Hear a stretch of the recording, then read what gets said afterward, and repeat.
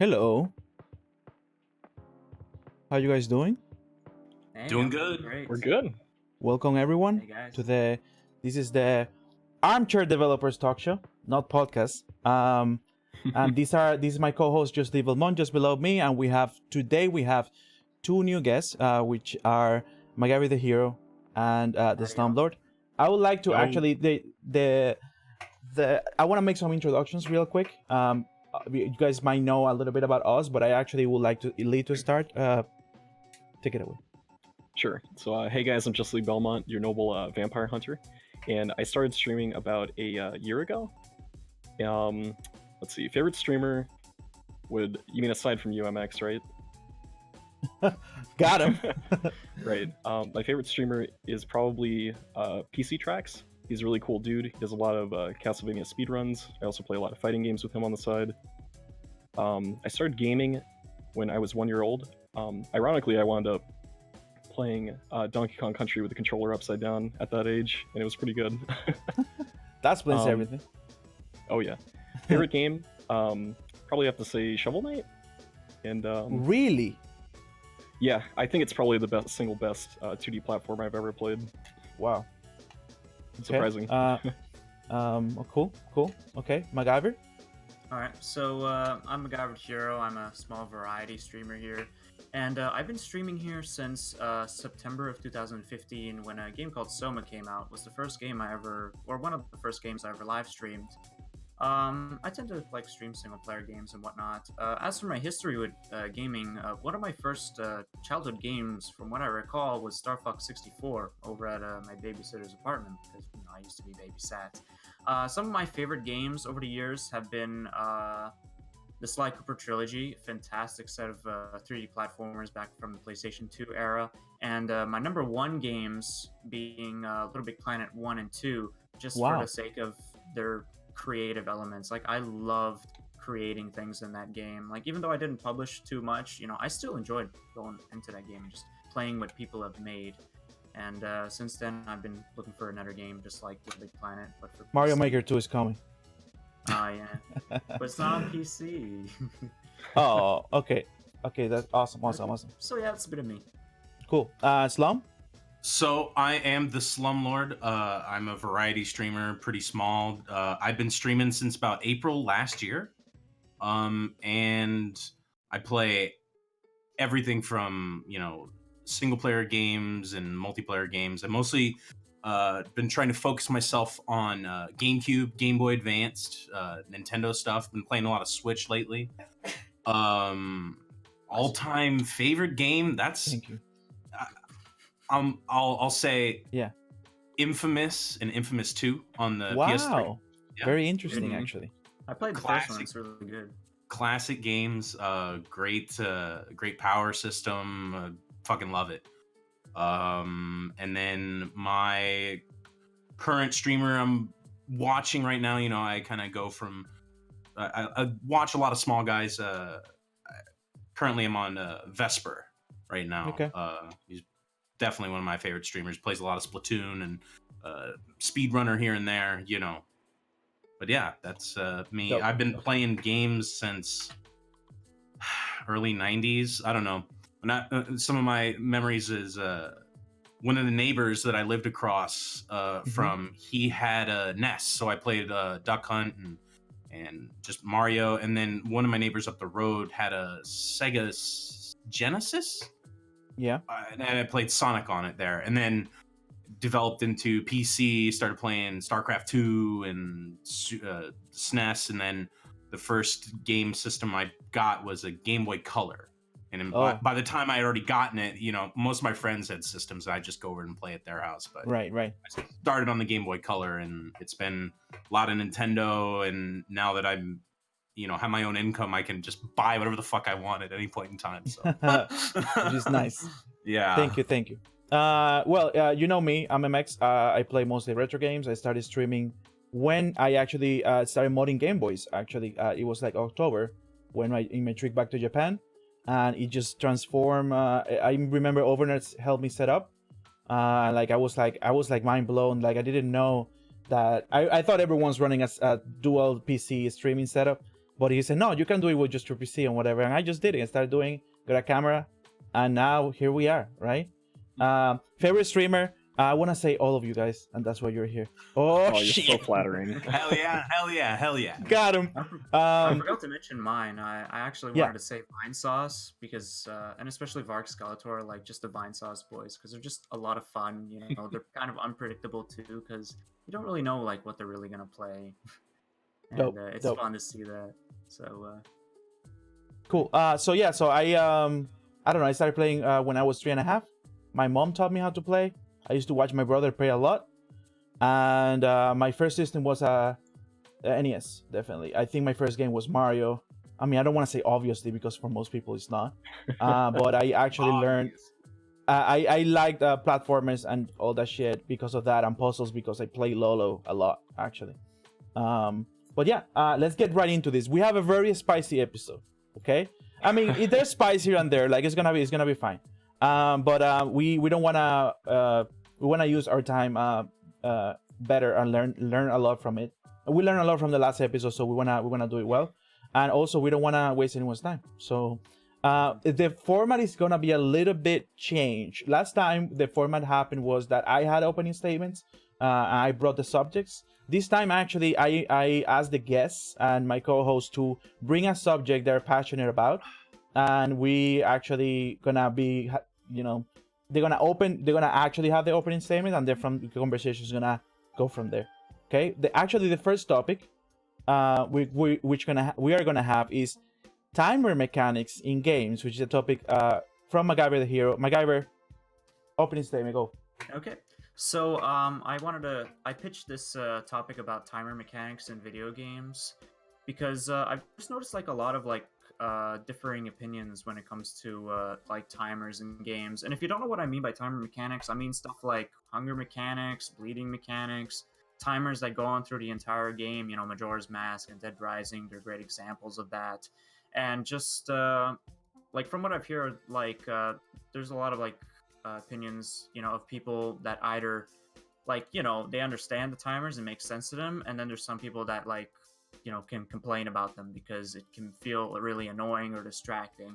So what I wanted to ask the boys here is what do you guys the boys, so ask what you guys think about timer mechanics, and like is there any examples that you thought like, you know, you didn't really mind, like made sense, or just some that just were really distracting or annoying or just did not fit with the overall like pace or tone of the game.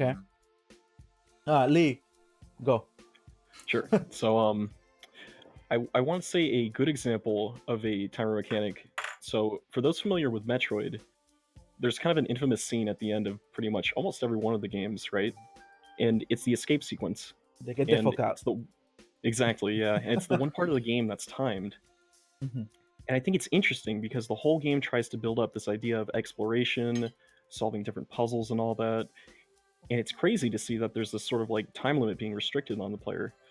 But I think it's a good thing because it's being used in a manner to try and elevate dramatic tension within the game, because normally the game tries to embrace the idea of isolation, being alone on a vast alien planet, just trying to understand the different caverns that are behind it. And to me, I think that's a good means of integrating a timer mechanic. I think, what do you think about thirst and hunger mechanics when they're implemented that way in the games? Lee. In contrast, because I know you, the thing is like, yeah, I think it's very easy to defend, right? Or to defend the subject, or like use the example of Metroid, because the thing is like, it's literally a timer. You know what I mean? So what do you think? What do you think an example is negatively, like hunger thirst mechanics? Because the first game, every time I see that's the reason I don't play survival games, and every time I see that, I'm like, I don't want to play this game anymore.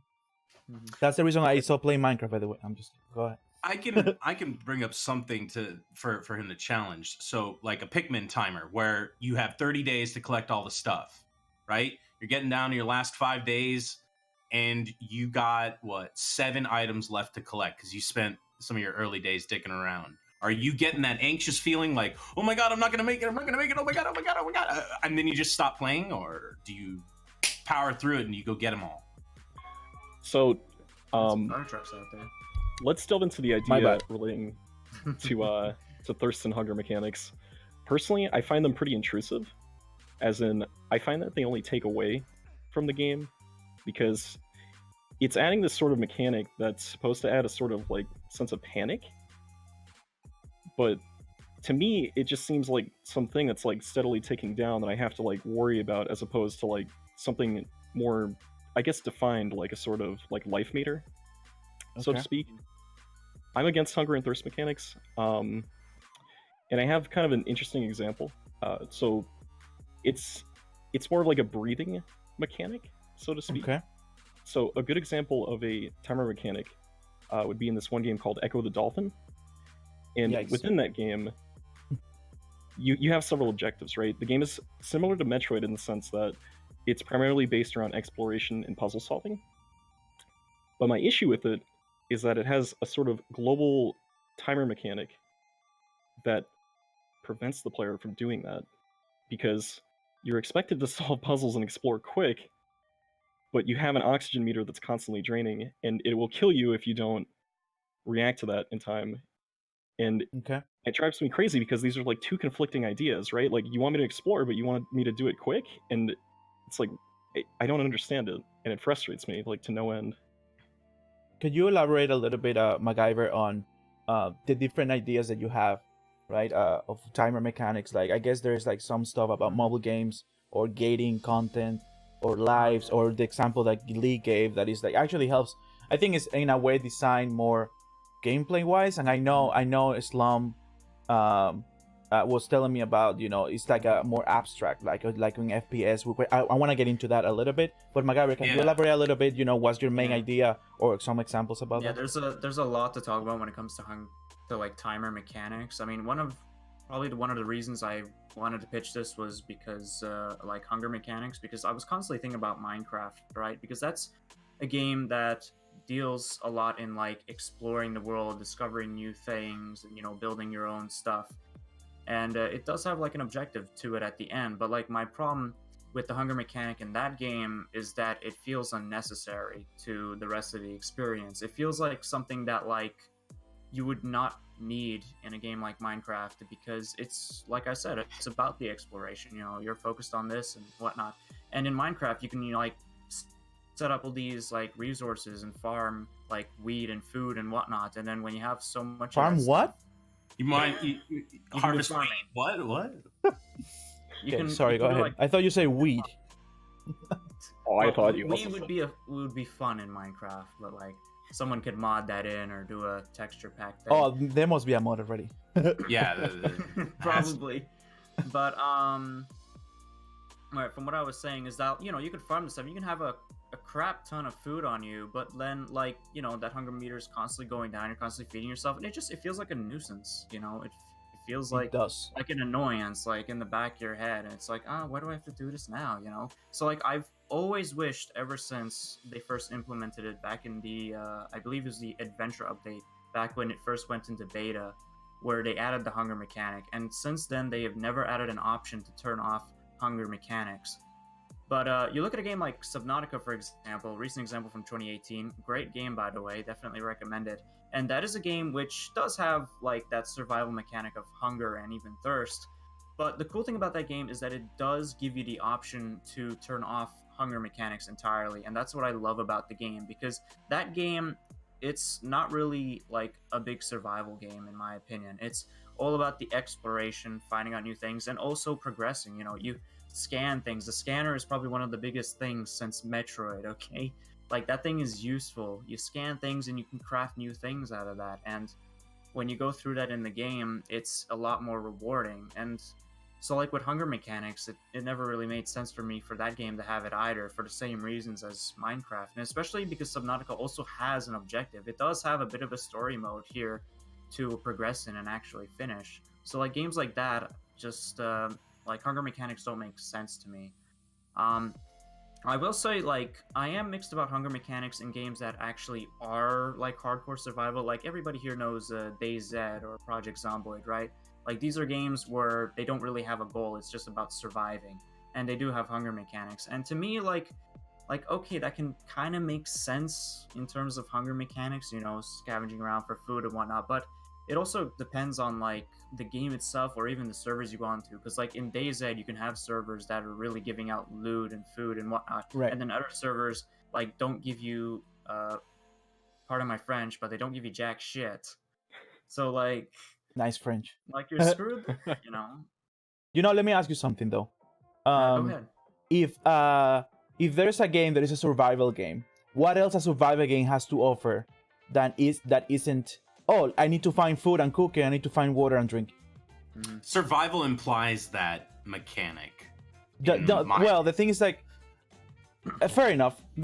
I guess like since I'm not a fan, I like to like shit on them, because I guess, you know, if you can say the same thing about an FPS because the category calls that it's like you're gonna shoot shit. You know what I mean?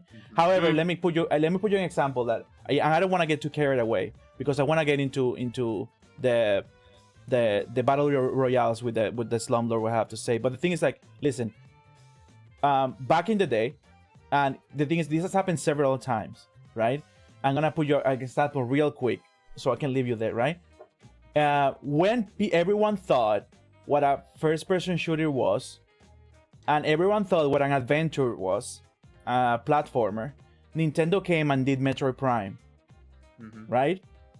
And I'm gonna put you another example. When everyone thought everyone had figured out open world, which we're gonna be talking about later, by the way, spoiler alert. Nintendo came and did Breath of the Wild, right? And everyone was like, wow, Nintendo, you never made a game like this before. And everyone was like, what the fuck? This actually redefines the category. Lee, you have something to say right now. I'm holding myself back. Yeah, you look excited, man. I'll wait. I should probably wait.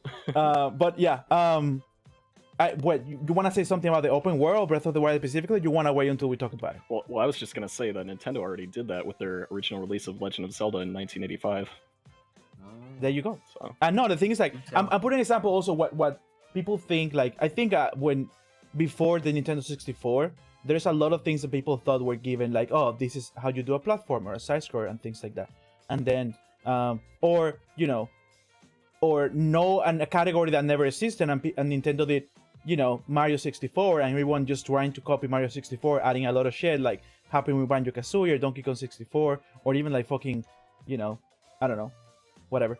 I'm just saying. Again, I said I didn't want to carry away, but Slum, you told me before we were talking that there is like the timer thing, that a time constraint, right? That keeps being putting FPS in general. So go. So what I'll say is that timers can be warranted in every sort of situation, I guess, and it kind of depends on the situation of the game or the style that you're going for. And games as big as DayZ, you know, I think a hunger mechanic fits in to that, and it creates a sense of urgency, anxiety to the player, being like, oh, you always got to be doing something. Yeah, I do agree on that. That works into the battle royale genre, where, you know, you've got these, you might as well call them round timers, because that's what they are essentially, you know. And I guess timers aren't anything new to the FPS genre, or else it'd just go on forever, or, you know.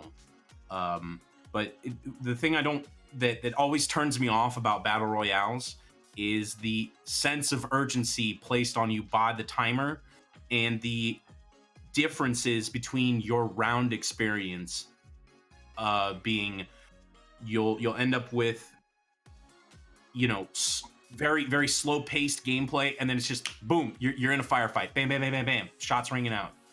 But then one bullet is like, yeah, and then you can this is more just comparing FPSs, but when you look at a game like Rainbow Six Siege, round timers, or at least let's just call it round timer theory, right? Yeah. The development of how long a round should actually be has gotten down to a science in a game like Rainbow Six Siege, where the timer isn't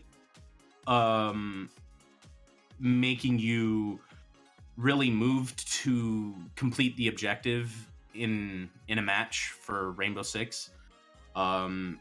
because the level design makes it so that you can run around the levels really quick. There's lots of verticality to it, and that I think the round timers for a game like Rainbow Six Siege have been fine-tuned enough that they work excellent, and that if it was any longer or shorter, especially in the longer side for the ranked modes, the matches would just be insane. They wouldn't be as fun and as fast-paced as they are. Let me ask you something. Would you agree? The things like I don't think you make an actual. I don't think you took a stance specifically for battle royales. Will you say that the way that the pace is controlled because of the timer is actually something positive or something negative? In my opinion, it's negative because I'm just not a fan of the battle royale. I will say that Anthem kind of is more my speed because I'm more of a squad player. Right. And I've never been a solo kind of guy. I always hated pugging it. So, like yeah. I actually think that by design, I guess if we were talking about the survival, right? Like we were saying that by design, then you need the fact that you need to eat and drink. But I think in a battle royale, the goal is if there's no timer, right? And which is the timer is defined by how fast or how the circle closes, right? Every time it's smaller, is actually gathering everyone together so the game can end, right? Because if there's no timer and there's no circle, everyone can just camp forever because the map is way too big, right? It takes forever to find. So I would say that by design, it is required in a way. You know what I mean? And I think by design, it sucks. Forces play styles. Right. It forces I can see that. And stuff that I'm just not a fan of, so I don't blame. The thing is, like, like the thing you mentioned camping, but the thing is, like, Siege or like versus FPS, you can camp too if you want. You can just hold a spot and just wait for someone to come, right? Right. And I guess yeah, when it comes to a game like Siege, maybe it's just because I enjoy that game a lot that I don't mind it, because it's always attack defense. It's not everyone's the same character or like everyone's on a level playing field in Battle Royale, whereas in Rainbow Six Siege, certain characters strive in places where others don't and stuff, right. and situations and stuff. I just want everyone to know that I don't play Battle Royales, but I need to say something against that too. I play both. The thing is like Battle Royale though is that it turns out to be only by skill if everyone is in the same plane, right? If there's no classes, and there is like the only thing that will make it different and accessible is the drops, right? You go to somewhere and you say, oh shit, I got a good gun, and I'm a bad player, so it gives me a bigger chance to actually engage more aggressively or whatever, like in a battle, if I actually encounter someone that is better than me skill wise with a shitty gun, right? Yeah, right.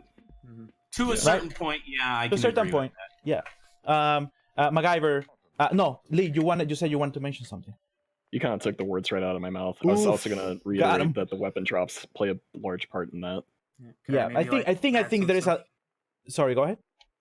Can I maybe add some stuff? Yeah, no, go ahead. Yeah. Yes. Okay. Well, in terms of battle royales, just subjectively speaking, I cannot stand them. They just frustrate the hell out of me. I tried to do Danger Zone in CS:GO, and it's just I can't. Then you show the new VR for them. Yeah, right? It's the new battle royale mode in that game, and I got to number 2, but just the path there is so frustrating. But in terms of timers for battle royale, it does make sense why it's there, because like you said, the whole circle thing, because you have the timer to tell you when the circle's gonna close, and then right.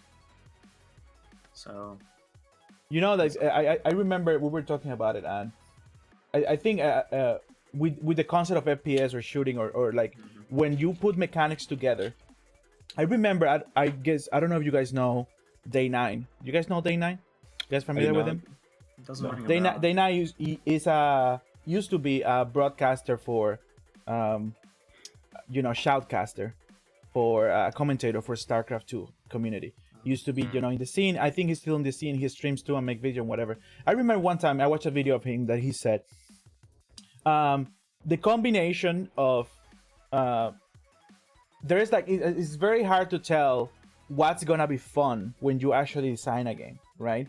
You just have a combination of ideas and mechanics that you put together that need to make sense logically and as a product, right? And depending on how you tweak them, these ideas is just what it becomes gameplay, and how people interact, and you will never know if it's fun or not until you actually do it, because you can have the best idea ever, and if you execute it wrong too, it will be actually, you wouldn't want to play it.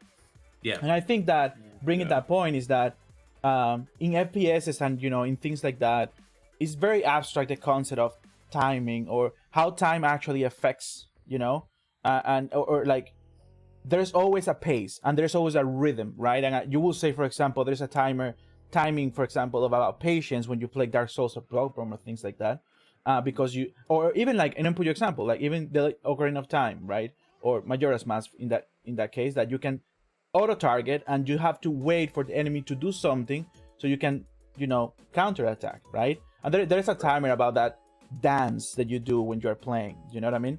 And Bloodborne is like that too in general, I think.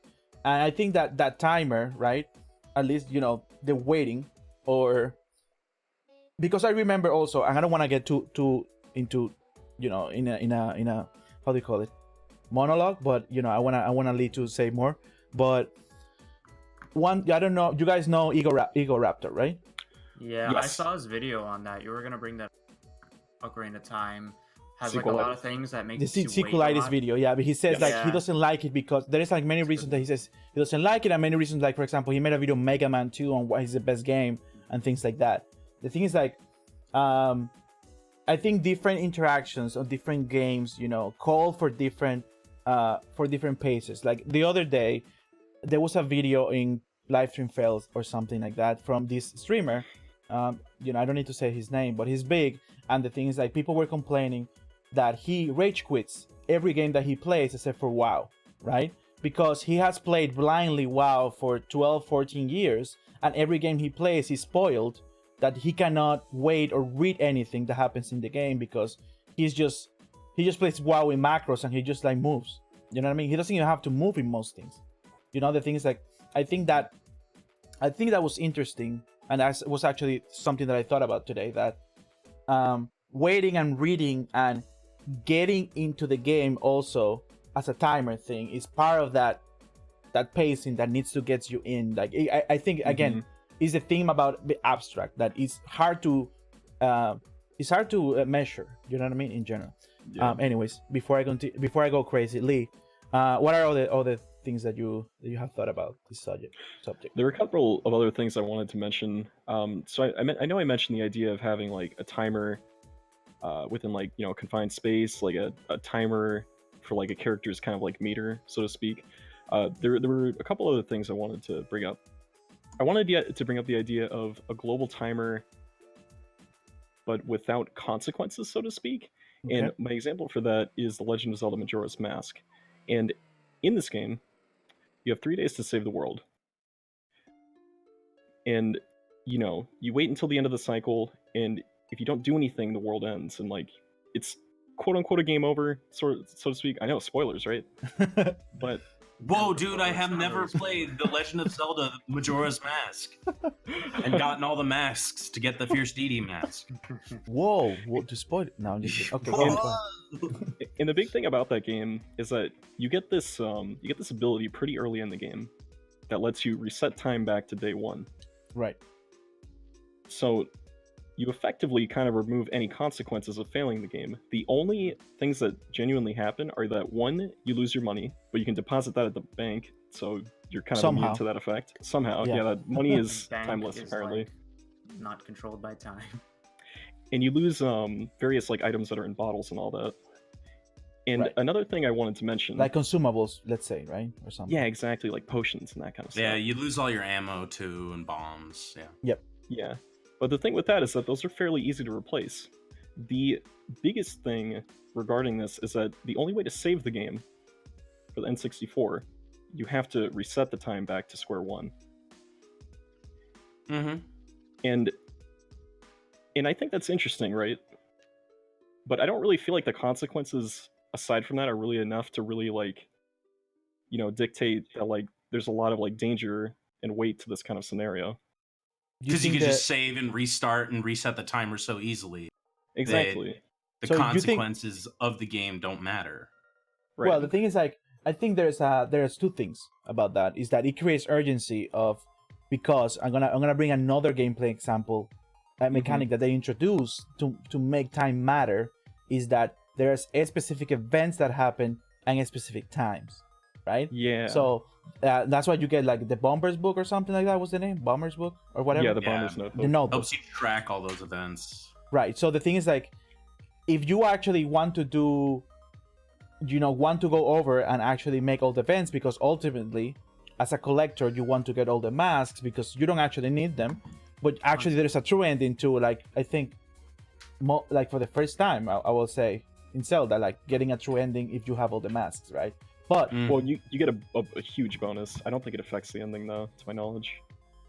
Wait, what? well, I that's true. always That's true. incentivize It's not to get true this. ending because you still save everyone from the moon, right? That's Yeah. true. Mhm. It's not like Hollow Knight. Let me not get into Hollow Knight right now.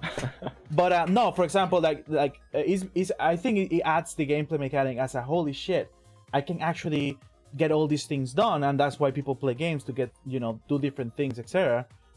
So it's not like, the thing is, like, I say that because my fear is that the way you put it, it means that the timer mechanic doesn't really fucking matter, right? Right. Because and I there's no was- consequences, in your words, Yeah. right? And I was also going to follow up saying, like, is the lack of like proper consequences like detrimental to the game? And I was going to say, in addition to the thing that you mentioned, I think that's a very good example of the timer still being relevant to the game, because the entire game is designed around that, with the idea of NPCs having their own sort of schedule, being able to get different masks at different time of the day, even having shops open up at different times of the day too. Right. So- Right. That, I forgot about that. And different deals that you can have every night, and there's a shop. You have to trade a Exactly. mask every night or something until the last day. Yeah. I remember. Okay. I think. What do you think, MacGyver, about that? Yeah, it makes sense as a possible like concern that resetting time just doesn't like set any consequences for Majora's Mask. But I actually wanted to bring up a sort of bad example of like how not to do what Majora's Mask does.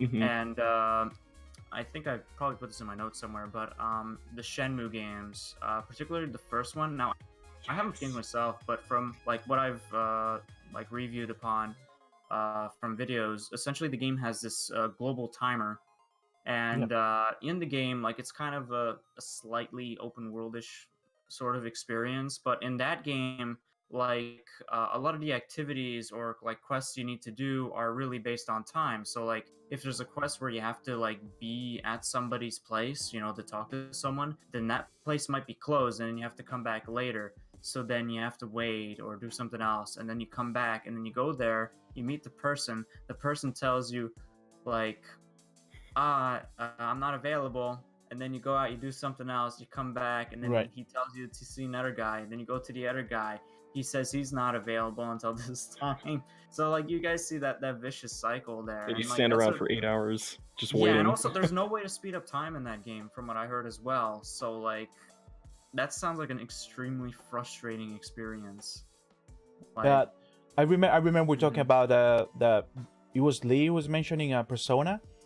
It was something like that. oh, yeah. Yeah, so that game's kind of neat because it has a sort of like global timer in that you each of the different acts of the game are separated in days, and throughout each of these days you can do various things such as raising your social links, which will make your monsters stronger, which are like the equivalent of Pokemon in that game, so to speak. Mhm. Okay. And the Make interesting thing friends. about Power make of friends friendship. because your friends strengthen your bonds essentially. And it's really cute. But the interesting thing about that game is that the timer works in segments, and for each of the segments you have to finish a major dungeon of the game before the allotted like day shows up on the calendar. Yep. And I think that game succeeds in a lot of regards because it makes every decision count. Because you need to allot certain days for doing things outside of dungeons, such as getting items, maxing out your social links, and you also need to spend time in the dungeon leveling up, because if you don't take down the boss by the end of the time, then you get a game over, and you have to either load from your final save, or you go back a week in time and lose like 7 hours of progress. Let me ask you something actually to clarify. I have never played Persona, but I have seen games, right, that are. Thank you, Visco, for the raid. I have seen games that I have seen like people streaming Persona or something and things like that. You know what I mean? But let me ask you something. So they put you in a situation where you can stand and do nothing, and then you lose. That's what you're saying? Not quite. So the way that the timer works, it's not a literal timer. A day passes when you do like an action, so to speak. So a day will pass if you either hang out with someone, or try to increase one of your character stats, or if you go to the dungeon, that'll take up a day. Oh, okay. Yeah. So it's not like a literal timer in that sense. You know, actually, that reminds me of how Mega Man Battle Network timers work. I think they're pretty similar. That you need to do a certain stuff, like talk to a specific amount of people. Obviously, it's not that advanced, I would say, or intricate, right? As you know, as Persona. But the thing is, like, there is a certain amount of events that you need to trigger to progress in that day, because it works with days too. That because you're going to school and you need to. Yeah. Oh my God, elect man, hack the chalkboard or something, and you need to jack in or something. Exactly. But the thing is, like, I think I like to think also again that this concept of it's abstract, you know what I mean? Because there are timers of like, like MacGyver said, bleeding or the FPS or VR or things like that. But again, like this, and then Persona is actual time, and Majora, but the thing is like Mega Man is like, okay, it's morning, and if you do everything you need to do, it's not that you didn't pick this item in this place and you lost it, because you can come back in another time of the day and get it, right? There is no actual repercussion, because the thing is like, I think there's a point where you're like, this needs to stop, or like, at the end of the day, as realistic as they want to do games, right, in talking about time as time passing or repercussion, because holy shit, I was standing here and time passes, that's outside of Majora, because Majora is fucking best game. But the thing is like, agreed, at the end of the day, you're making a game and you need to make it fun. You know what I mean? Mm-hmm. So you need to have a very, very good reason to at the time. And it's not like, oh, this May 20, I'm gonna put the date. April 20th, you didn't go. You like that date, right? April 20th, you didn't go. You couldn't get that item. Holy shit, like I lost it, and then you read on the forums or something like that because you like the game. Oh, I missed it because whatever. You know what I mean? Like, like I don't think. I think like, again, I don't know. I think it can get a little bit they can get how do you call it? I used to like use the word frisky. You know what I mean? Like, oh my God, it has the mechanic because it feels more real. Like like does it though? Like it's just you're making annoyance out of it. You know what I mean?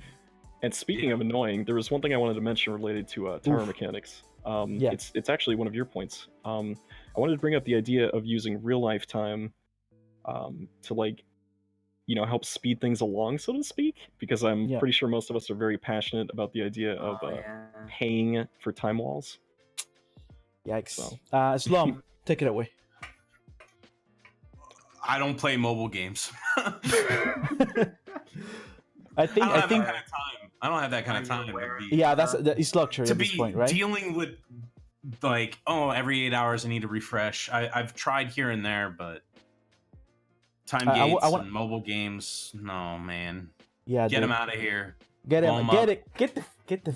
Like I want to say real quick before giving it to MacGyver.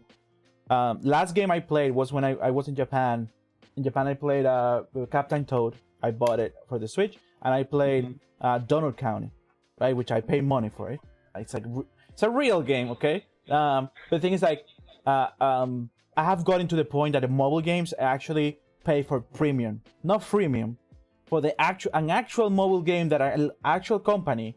I'm not talking about EA games or mobile. I'm talking about like okay, this game was made and you can buy it on Steam, or you can buy it on iOS, or you can buy it on Android, whatever, right? I bought that game. It was a great game. Like, sure, I didn't put more than an hour and a half. It's not longer than that.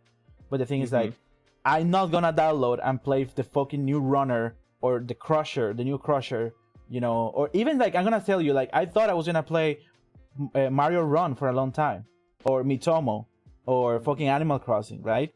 I was like, or Drigalia Dragon. I remember Overnet told me about it. I was like, ugh, it's just the same thing. MacGyver, take it away. Hate on it. So before I get to a point, I forgot you can jack in the blackboards. Yes. Oh, and yeah, I back then, think it's like literally like every electronic. Yeah, I haven't played Battle Network 3 in a long time. I really should. I still have it on Game Boy. But anyway, we should stream it. Okay, go on. Yeah, in terms of mobile games, I kind of consider it the cancer of the games industry. Big statement. Big if true. Same. Okay. Yeah, I mean, at least for That's most a of hot them, take. like because they tend to be designed with some of the most greediest microtransaction practices in the history of man. So, like, when it comes to Of timers with mankind. mobile, Yeah. yeah, in the history of mankind, it's that huge. So anyway, when it comes to timers in mobile games, they're so infamous for timers. Okay, I'm not shitting you, because like, probably one example I can give is this game called Dungeon Keeper. It was made by EA. Some of you guys probably know the controversy around it, but basically, and there's several tycoon games like that. But basically, like in order to like do specific actions like mine a space and whatnot, you know, to dig, it would take an insane amount of hours just to test your patience. And it's like, oh, you gotta wait, or you can go to our little store in the corner just over here. Like, imagine a button right there, and like you go there, you buy you can buy microtransactions with real money, and then you pay for it that way. And to me, I do not like that form of like timer, like something that literally forces you to wait like that. I mean, it's like with Shenmue, like how you have to wait for specific times of day, but this is like greedy.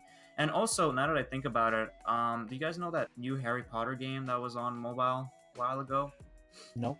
No? Okay, so there was this Harry Potter game on mobile, you know, you create a character, and this is a game that involves stamina for every action you do in that game.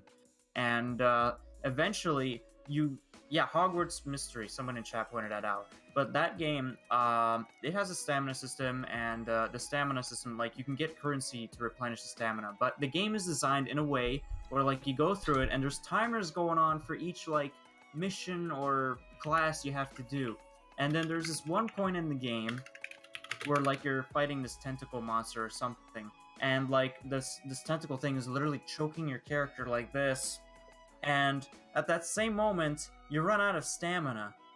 So, the game is just there, and you're out of stamina. You have to wait, like, a few hours to, for it to recharge. And the only way to like bypass that, if you don't want to wait, is to buy microtransactions. But in the meanwhile, you're just stuck there watching this child getting strangled by a vine. Nice. Just like this, and you're going. That's what we need. It's like that's literally what it is. Like you are literally watching a child getting strangled. That's exploiting like, like player you watch a child psychology. get strangled, right or there. you pay to stop the child getting strangled. Like, it's greedy. It's absolutely predatory. Yeah, I think we know better, actually. At least, you know, Yeah, so older that's my gamers, huge you know what I rant mean? on Mobile games. Yeah. at least with, you know, all at least with mobile games, you know what I mean? I guess the main takeaway that we can take from here before moving to the next topic is that it can be used positively, it's abstract, it can be used negatively, and mobile games suck, right? I guess Agreed. that's the Unanimously. Yeah. Okay, okay, awesome. Good. So, second topic. I wanna get this is gonna get fucking crazy. Holy shit. So it's basically open world games versus linear games. And this is a topic brought up to you by JustLeeBelmont. Right. And I want Credit goes JustLeeBelmont to Yeah? Yeah, I was gonna say the credit goes to one of my viewers, the jalapeno pepper. He actually Yep. came up with this one. So Dope. Thank you, Jalapeno. I know Jalapeno. That's actually very good 8-bit pixel artist. pixel actually. art, yeah. Yeah. So yeah, but Lee, I want you to have the opening statement and say what your stance on this thing. Sure. Go. So, to me, there seems to be a sort of recent trend in gaming where the idea is that the larger your game is, the better. And I think open world games have been steadily increasing in popularity.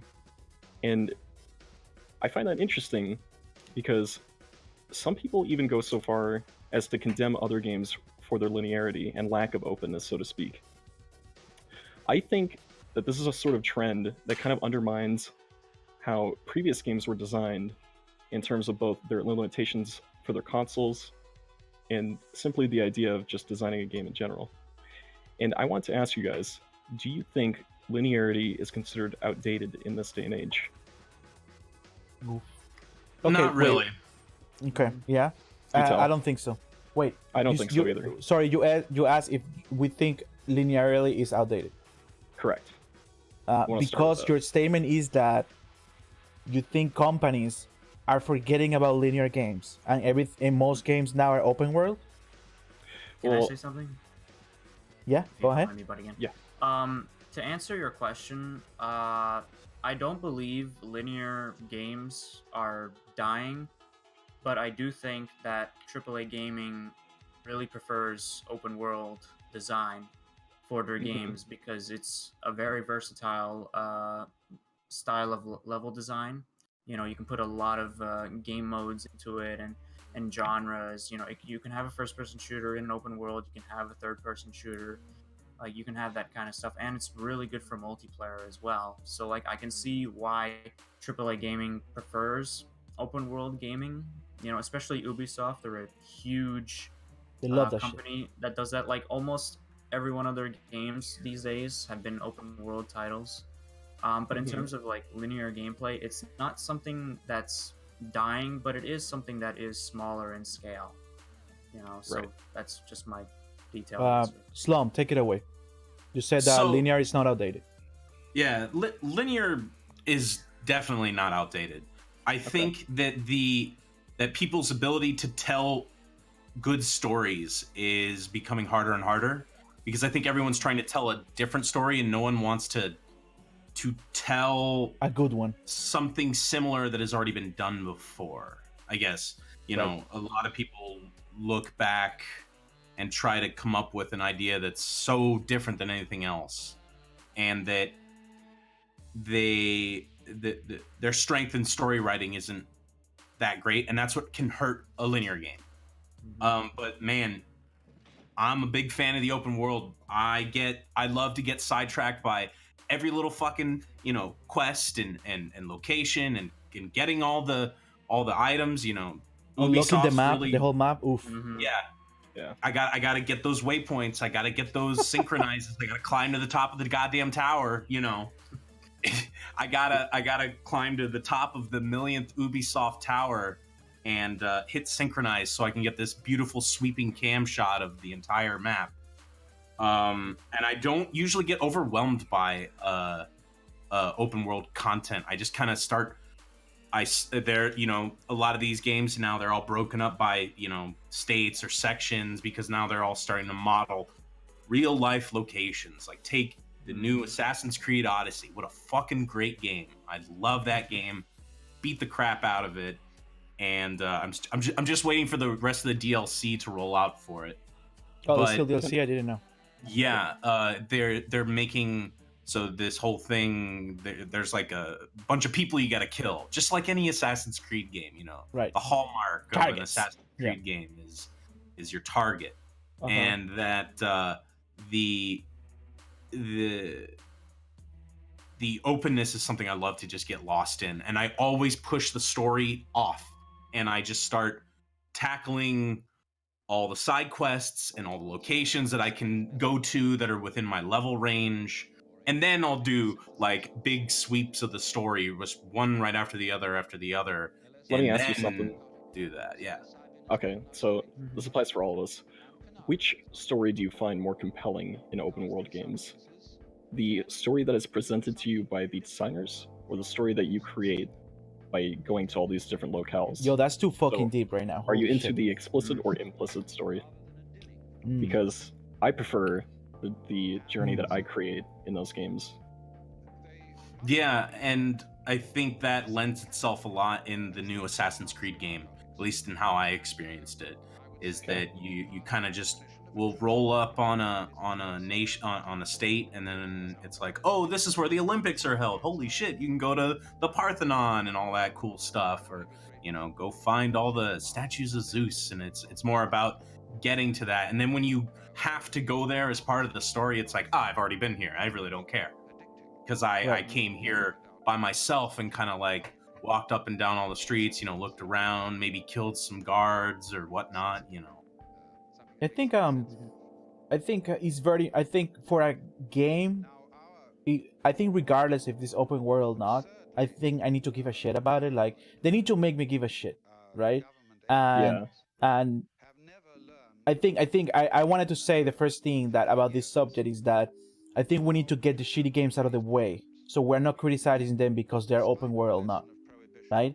So I think I like that Slum brought up that the example, for example, of Assassin's Creed, Odyssey, because Assassin's Creed Odyssey is a good game, right? And it happens to be open world, regardless of how much Assassin's Creed has changed. You know what I mean?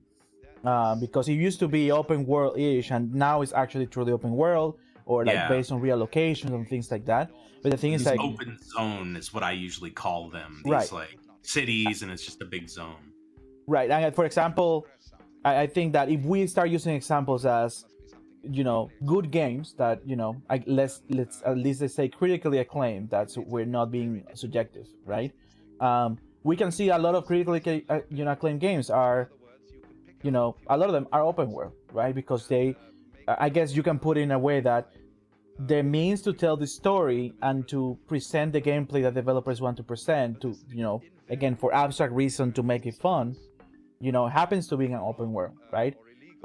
And the thing is also considering like what this open world provides as a selling point, right? Like, I mean, for example, if you think about it, I would say, I don't know if you guys agree with this. I like to think about it that Dungeons and Dragons, it was the first video game, right? And every video game comes from that more than Pong or that shit. You know what I mean? Like conceptually, right? You are being someone and you want to take in an adventure. You want to tell a story. You want to be, the best. It doesn't matter, right? In sports or whatever, right? It doesn't matter. And in my mind, when I see it that way, I think, well, what kind of story I'm being given and what kind of story I want to tell, right? And I think that the medium or the vehicle of the open world actually has a lot more openness, or a lot more you can take more risks. It's more of a complex world if you think about it. From a design standpoint, you're trying to imitate real life, and so what does that mean? City squares have to be populated, and people got to be walking and moving around. There has to be something changing, and I think we see it more now with the current gen compared to, like let's just take like the PS3 generation and those open world games. We can even use Infamous as an example. These islands, as you started, moving through and clearing it, they got safer and safer, and you didn't really have to go back to any of the zones that you already completed. Right. I think that reminds me of. Yeah, sorry. Go ahead. Well, and then in like recent iterations of the Far Cry series, you're given the ability to reset all of the bases and take them over again. So it extends the gameplay in there. I guess developers have found out that extending the life of an open world game adds more to it rather than just you did it once and now you're done. So now you don't have to go back. Right. I think the 2 points I want to bring real quick before giving to Lee, back to Lee, is that I think we can even go way back with open world like Ico or like Shadow of the Colossus or things like that, or let's say Mario Sunshine, right? Open world, right? Or even Mario 64, right? Sure, why not? Yeah. But the thing is like, okay, that's one thing. The other thing is, I was gonna say I have it here. I'll be back to that thought, but Lee, I know you have a little bit more to say about this.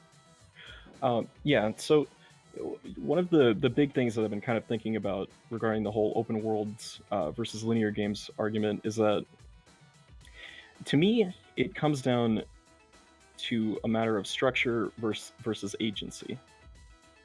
And to me, I think that linear games offer more structure and open world games offer more agency, so to speak.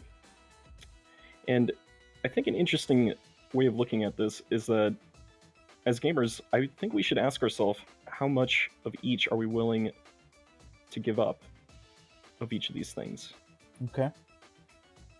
And there's two extreme examples that I wanted to say of extreme structure and extreme agency.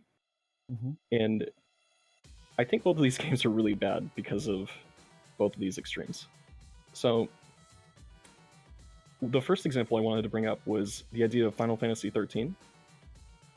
And this game has gotten a lot of flack because many of the Final Fantasy games, prior to Final Fantasy X, I believe, had a lot more freedom in terms of what you could do. You had a much larger open world map. You had more flexible systems in place.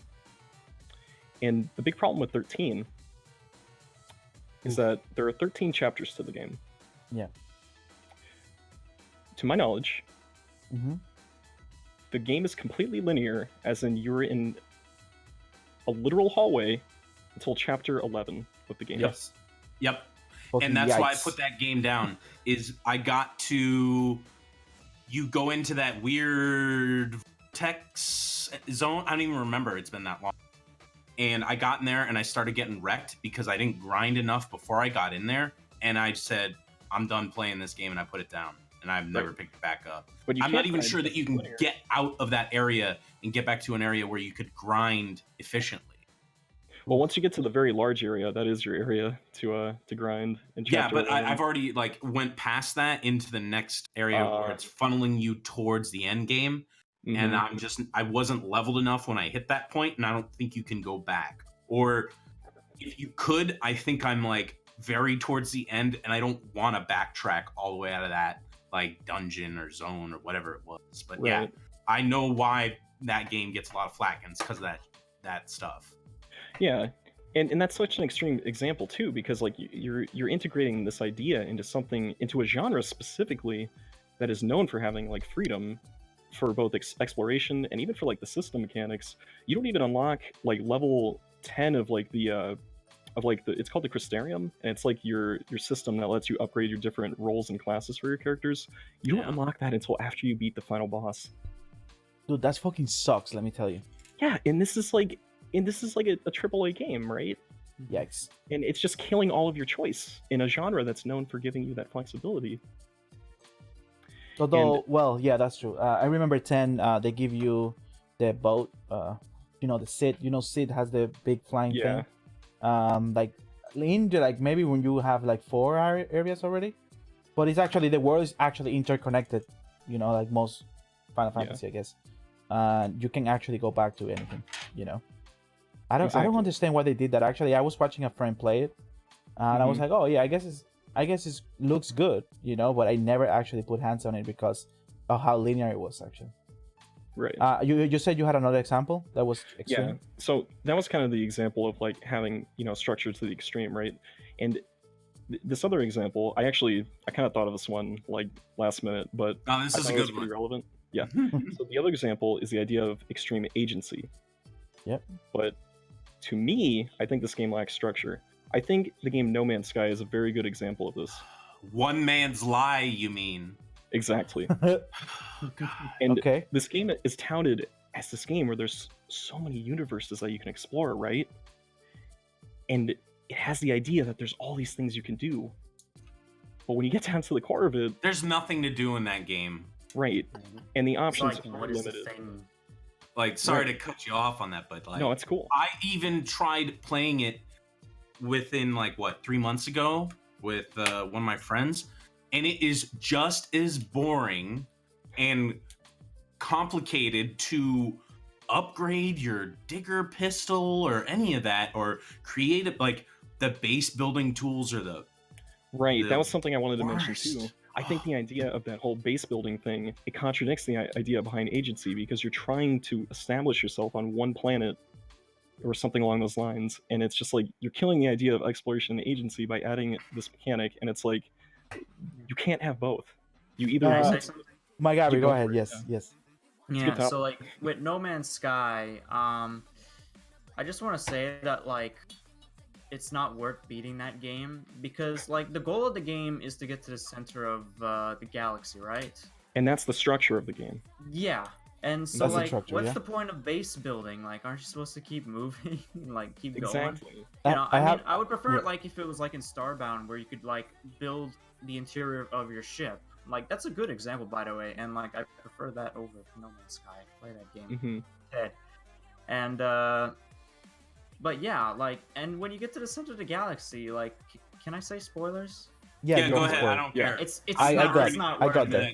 But basically, you go to the center. It's like, oh, and then when you go in, it's like. Does it look like It seems Mass so. Effect when you get to the center? Like I'm imagining those big those big Reaper ships like in the No. center around It's not that like that. diamond that's on the cover, right? Is the diamond in the center, that black? No. Okay. You never see the center. Instead, what it does is you go in, but it pulls out, and you just see the stars going away. It's like, Yep. it's like if you could see behind you, you would see this, and it would be just coming closer. I wish. Pretty much. That's what that It's disc should have had printed on it. Is just a middle finger, just That's being like, exactly "Hey, what you the got anime- fucking scammed $60." Yeah. Enjoy So anyway, in terms of the agency that Lee's probably referring to, like getting from point A, you know, starting off, going through all the planets and shit, and point B is the center of the galaxy. All that stuff in between is it's shit. It's not good. It's boring. It's repetitive. couldn't- it's...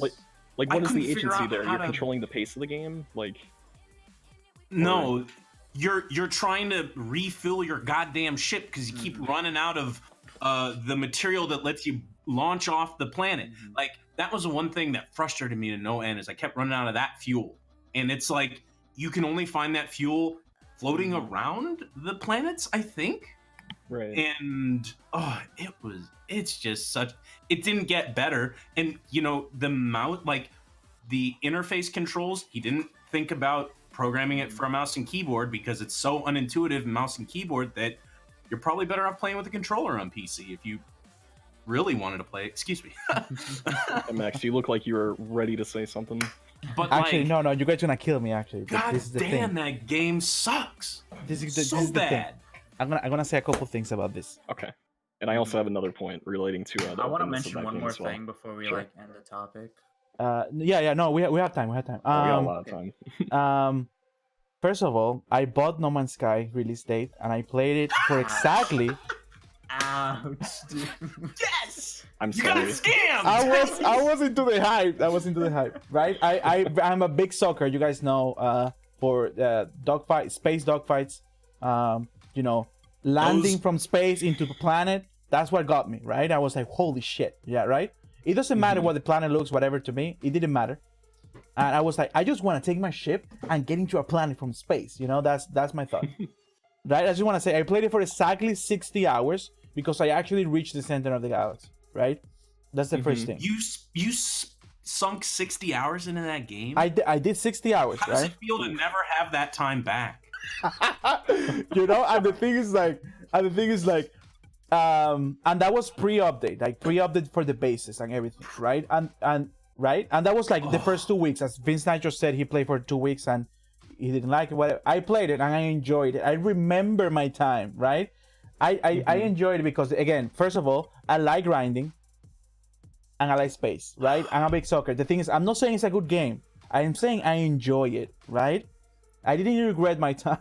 I'm getting frustrated that you grinded 60 hours in that game. And I'm gonna tell you something. I actually got a ship which is like was fully stocked with all the slots, and I upgraded everything.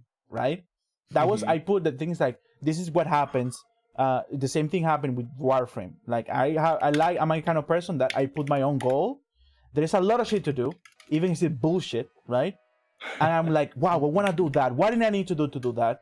And if it's painful, right? The walk that I need to do, I do it to end up getting it, right? And that's what I enjoy, right?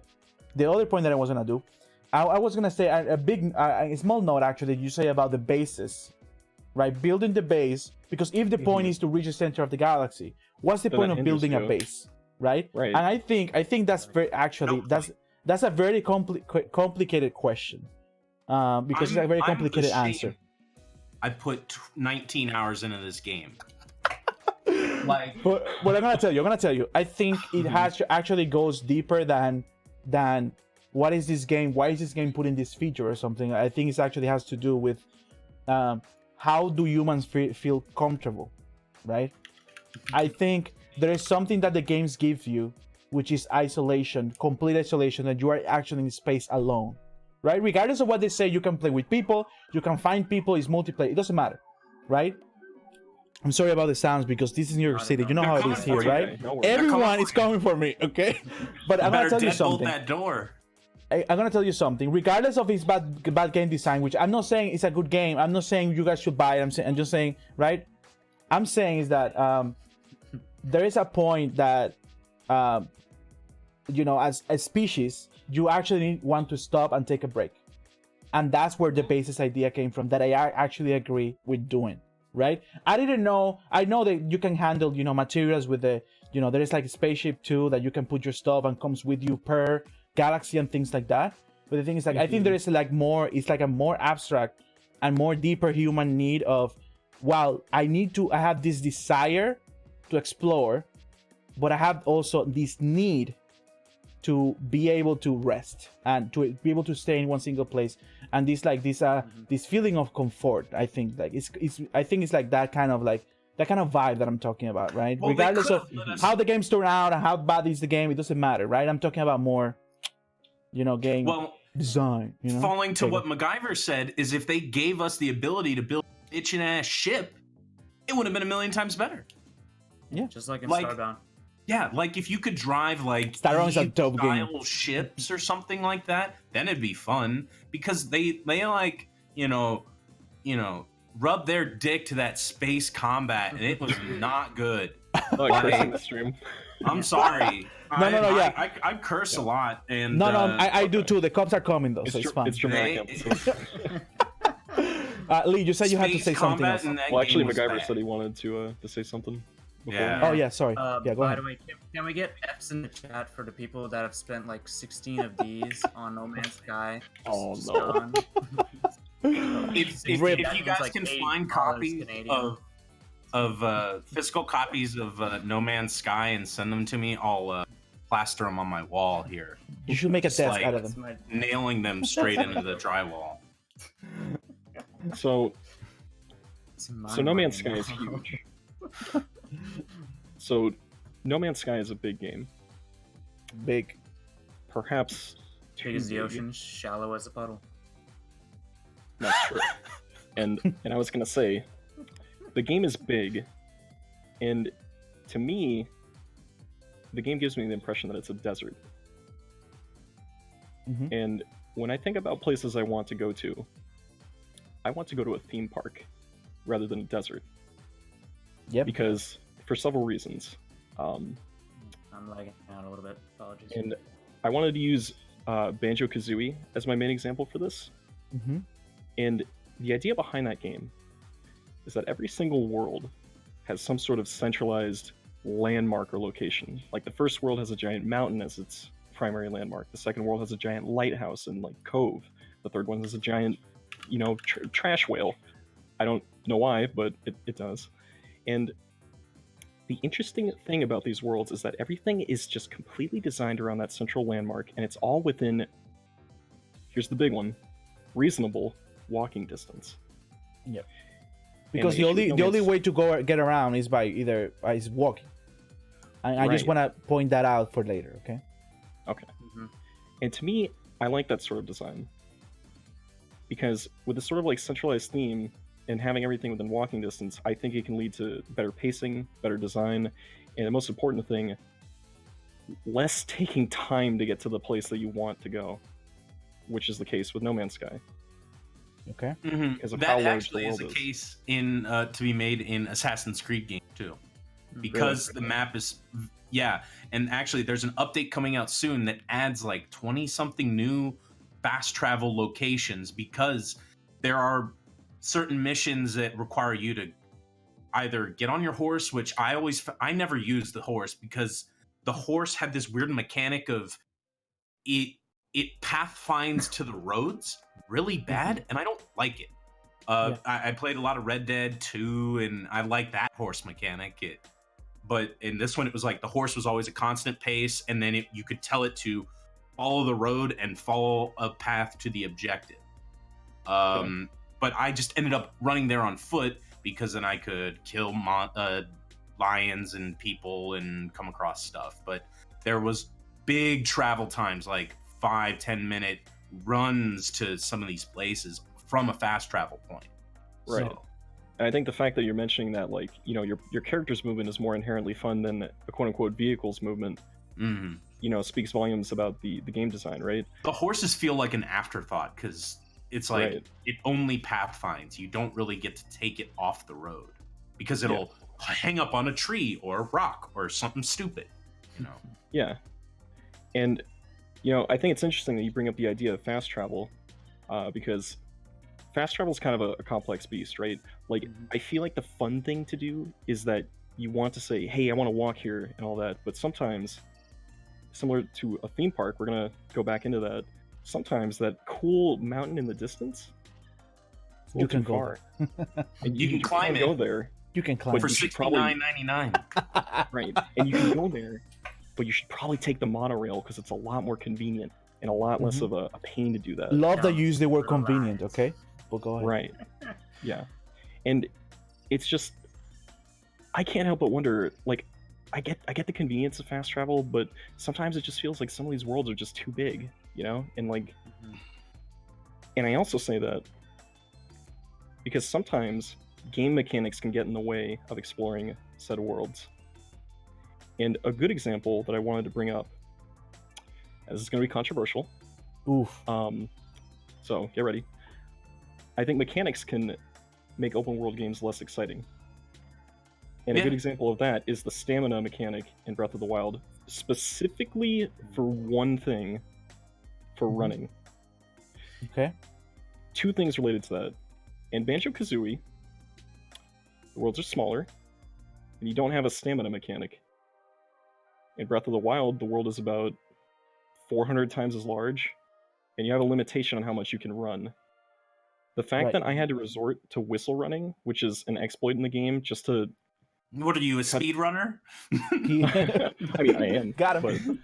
But I mean, for Breath of the Wild. No, I wish. But the fact that I had to use that to simply cut down on travel time for something that basic, just running, really soured my experience of the game. Well, let me tell you something. I'll ask you this: why didn't you take the horse? Because the Breath of the Wild mechanic, or the horse mechanics in Breath of the Wild, as pointed out by the chat, are probably some of the better horse mechanics. Right. Like, Right. just as good as I would say Red Dead's horse mechanics are. They And I also do added use a the horse. motorcycle in Breath of the Wild. As DLC. Yeah. Like if you're running around doing whistle running and you're not speed running Breath of the Wild, you should have been using the horse. I Right. just I think that's debatable, as the horse can't go to every single area in the game. okay. Let me put you. I think I have something to. Right. I think the thing is, like, I think there is like two things, right? Coming from Skyward Sword, stamina in Skyward Sword was handled a little bit amateur, let's say, right? And I think because I actually do like the stamina on Breath of the Wild, and the thing is that the stamina for me, as a game design a mechanic, is that it actually was added because of the fact that there's a lot of more verticality in a Zelda, and yeah, it's open world, it's more verticality, but you are not limited by which places you can go because you can climb everything, right? Right.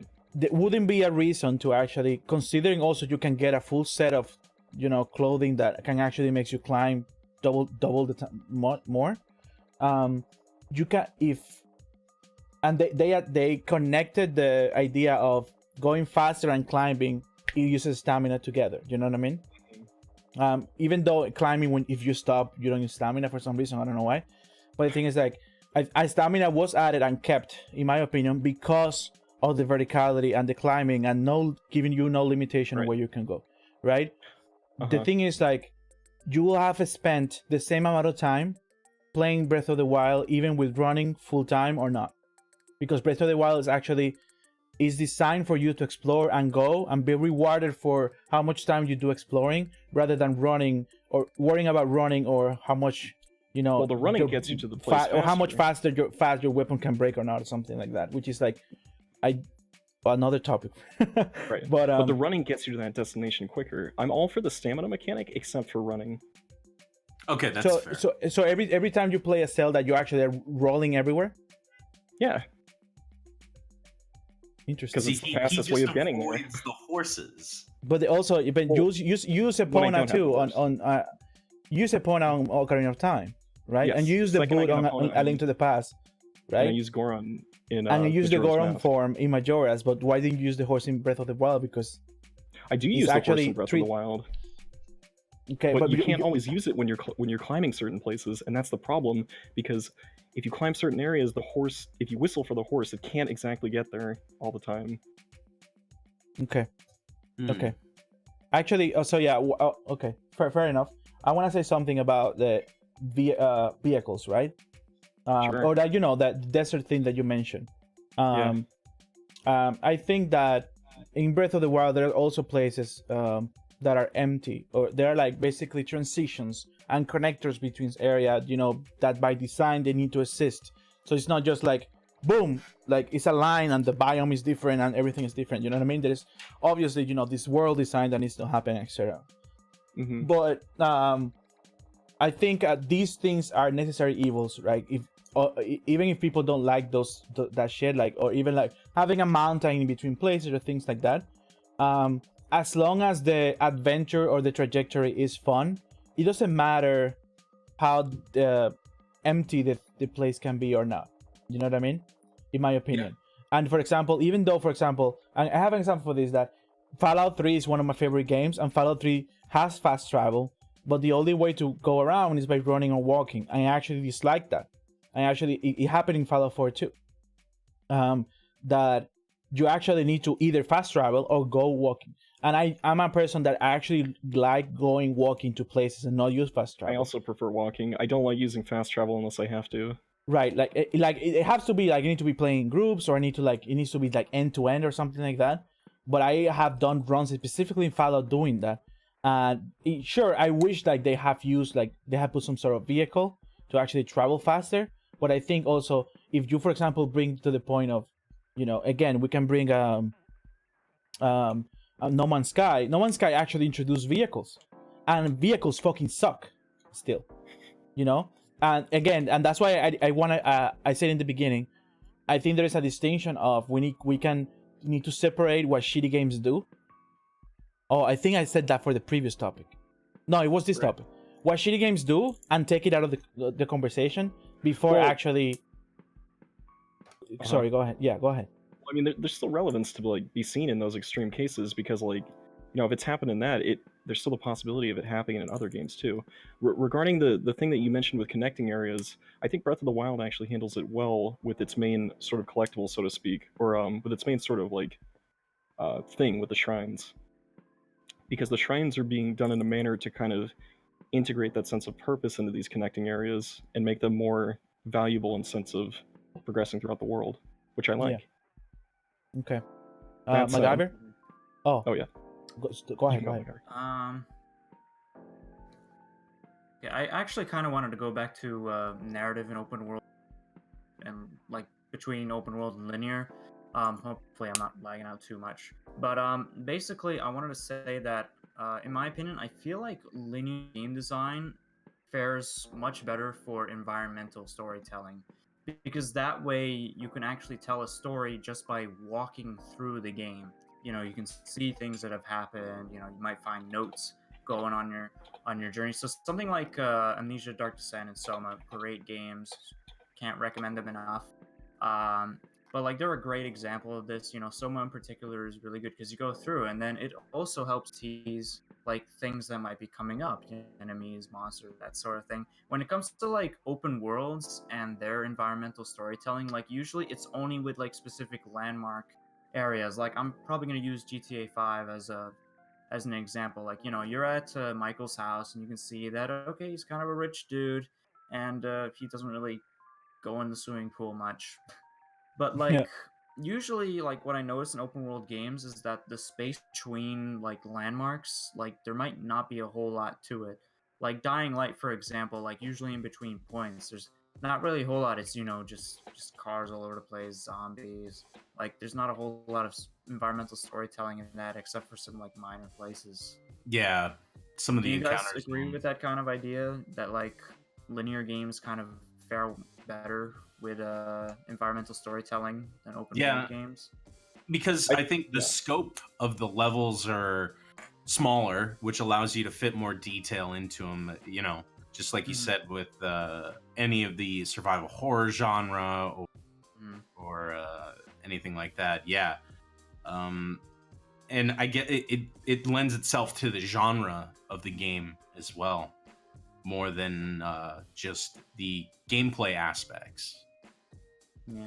You know, Can you like imagine a horror game that's like open world? Is this such I think a it would thing? fail because Yeah. like the big point of like horror games and you know linear games in general is that It's a the big idea assumption, by that- the way.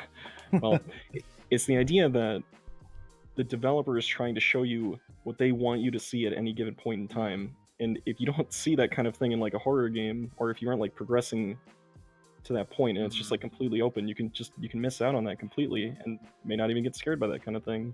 for that Yeah, matter. actually, I wanted to bring up one example of this one particularly interesting horror game. It's this like indie game called Beware, and it has this Kickstarter thing. But essentially, the premise of that game is that it's a horror game where you're in a car and you're driving around in this like Ukrainian-looking place, and the enemies of the game are other people in cars that will chase you. And that's the tension and the scary part of the game. And like I played like a little demo of it, and it's really effective.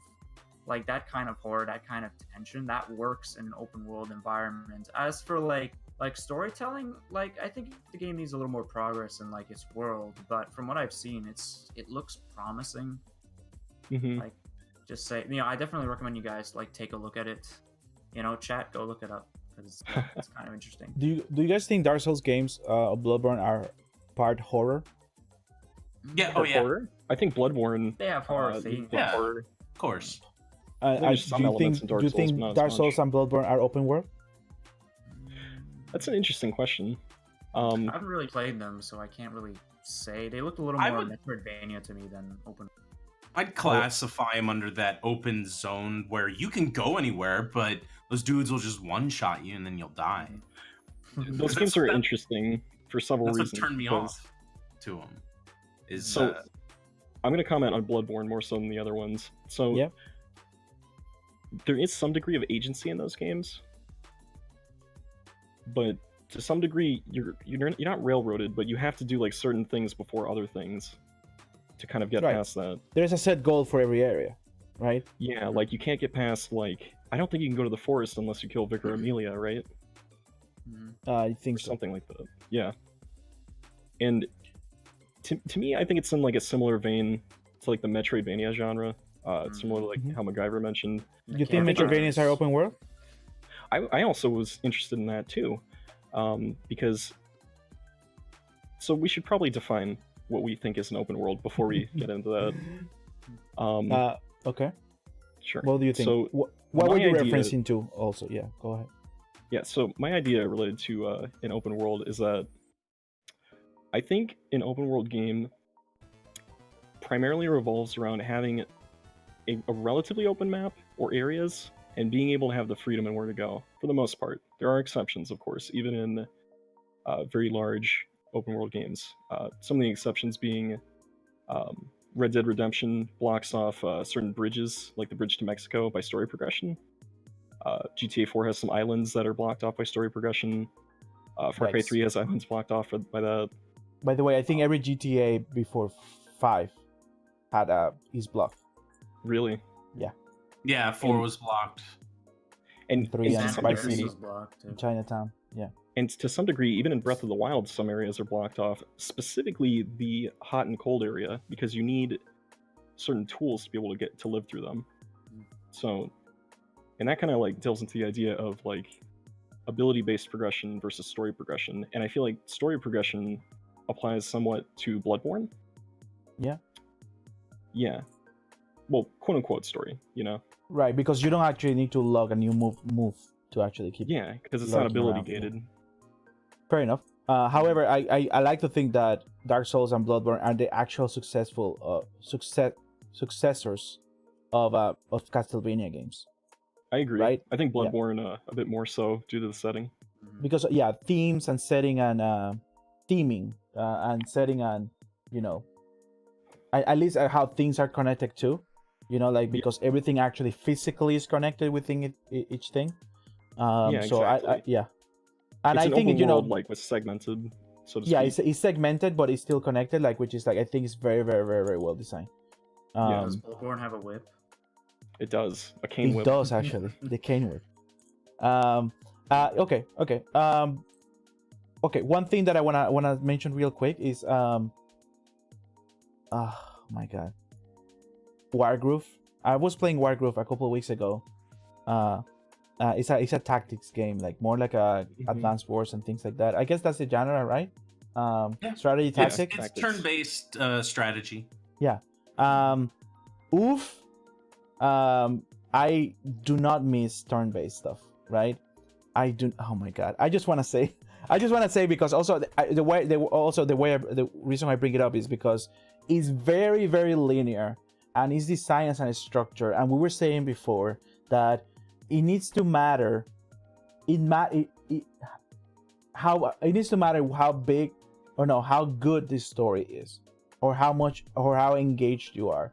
And it's so freaking hard nowadays to actually make a story that can hook you up based on the player behavior nowadays, because I think that's why they're like you can see a lot of games that are popular because nobody has or like most people don't have enough time to play. They want to play a quick match, they want to do this and want to do that, which is also related to the timing thing, I guess.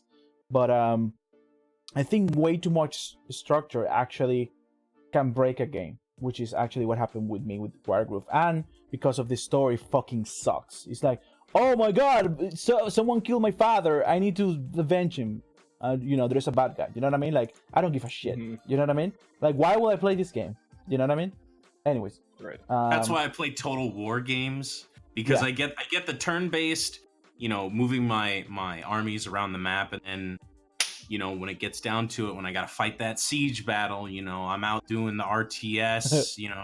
Here's my gun lines, here's my melee.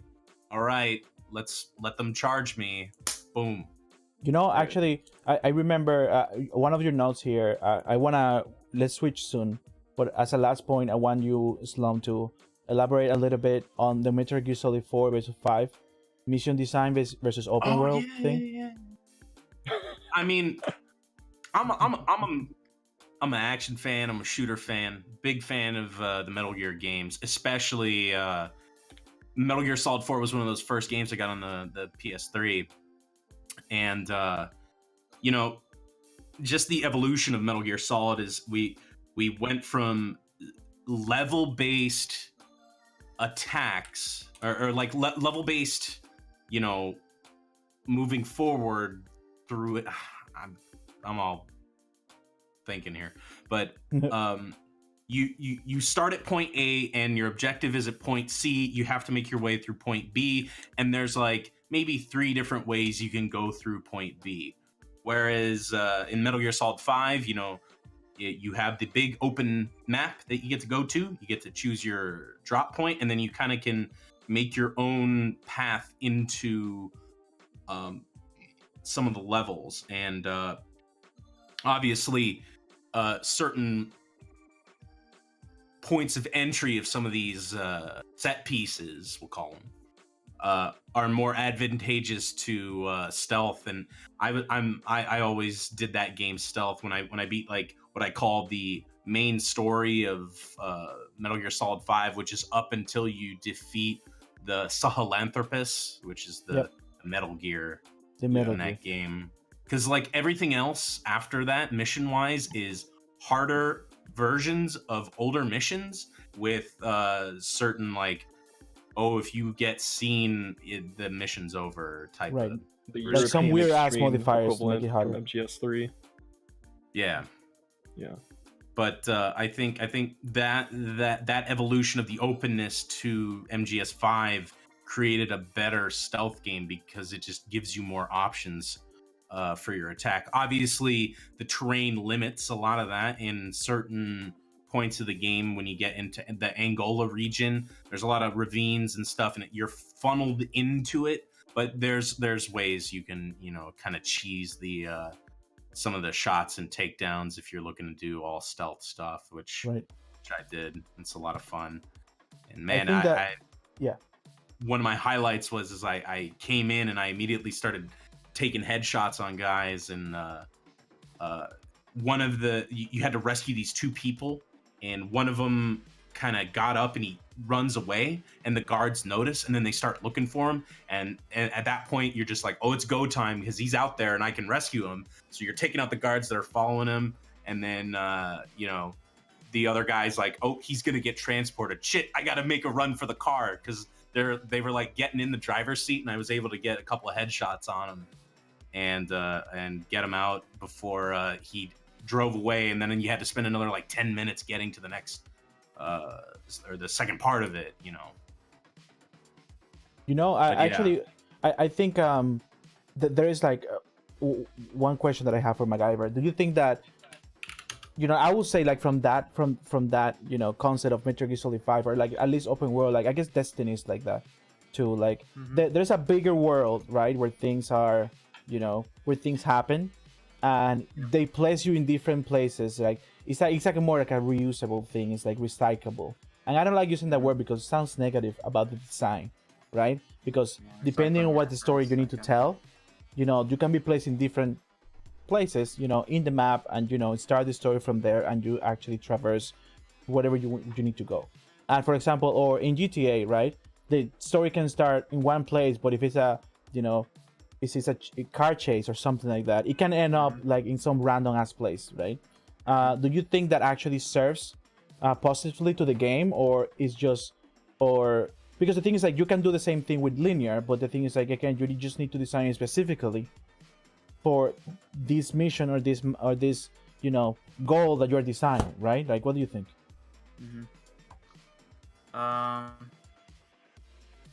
So sorry, what was like?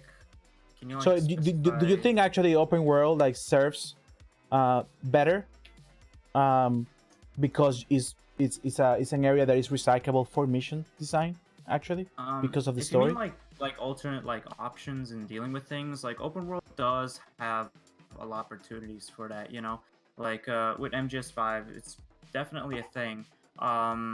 What was the one, like Far Cry 3 was like the one that first introduced like all those forts and whatnot, and you could go through them in different ways.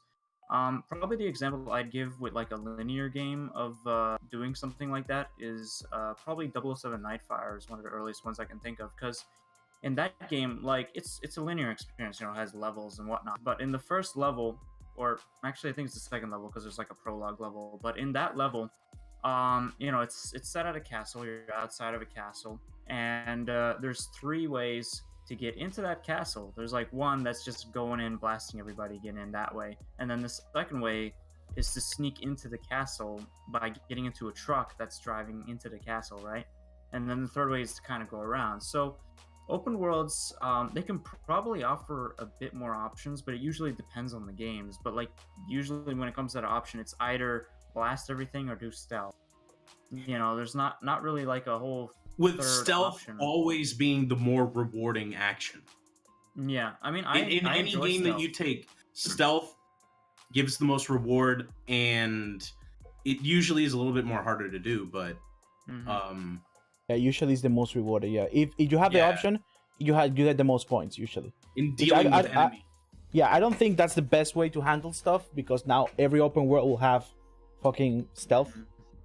You know, like I Yeah. guess like sure if you are approaching the story as is realistic, you realistically can go stealth and actually take down Yeah, now everyone. that Or you mentioned it, there's right? actually one point I wanted to say, and that's about like pacing. Because if you have like every mission that gives you all these options at once, then it can probably feel a little bit tiring because you might try to do stealth over and over. But I do know with Metal Gear Solid 5, they actually try to mix things up a bit, because I know in that game there's a mechanic where if you approach like one of those forts in a specific way and you do the same thing for other places, then it will actually get harder to do it that way, right? Right. It was So the the dynamic AI. So Yeah. like I feel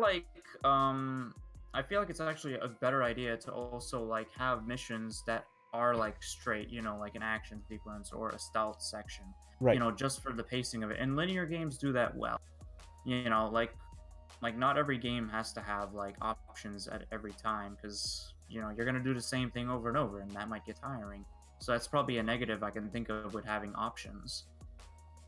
You know, and Nightfire, like also like after the first, like the other levels are kind of structured in one way mostly, like you know, stealth, section, a vehicle section.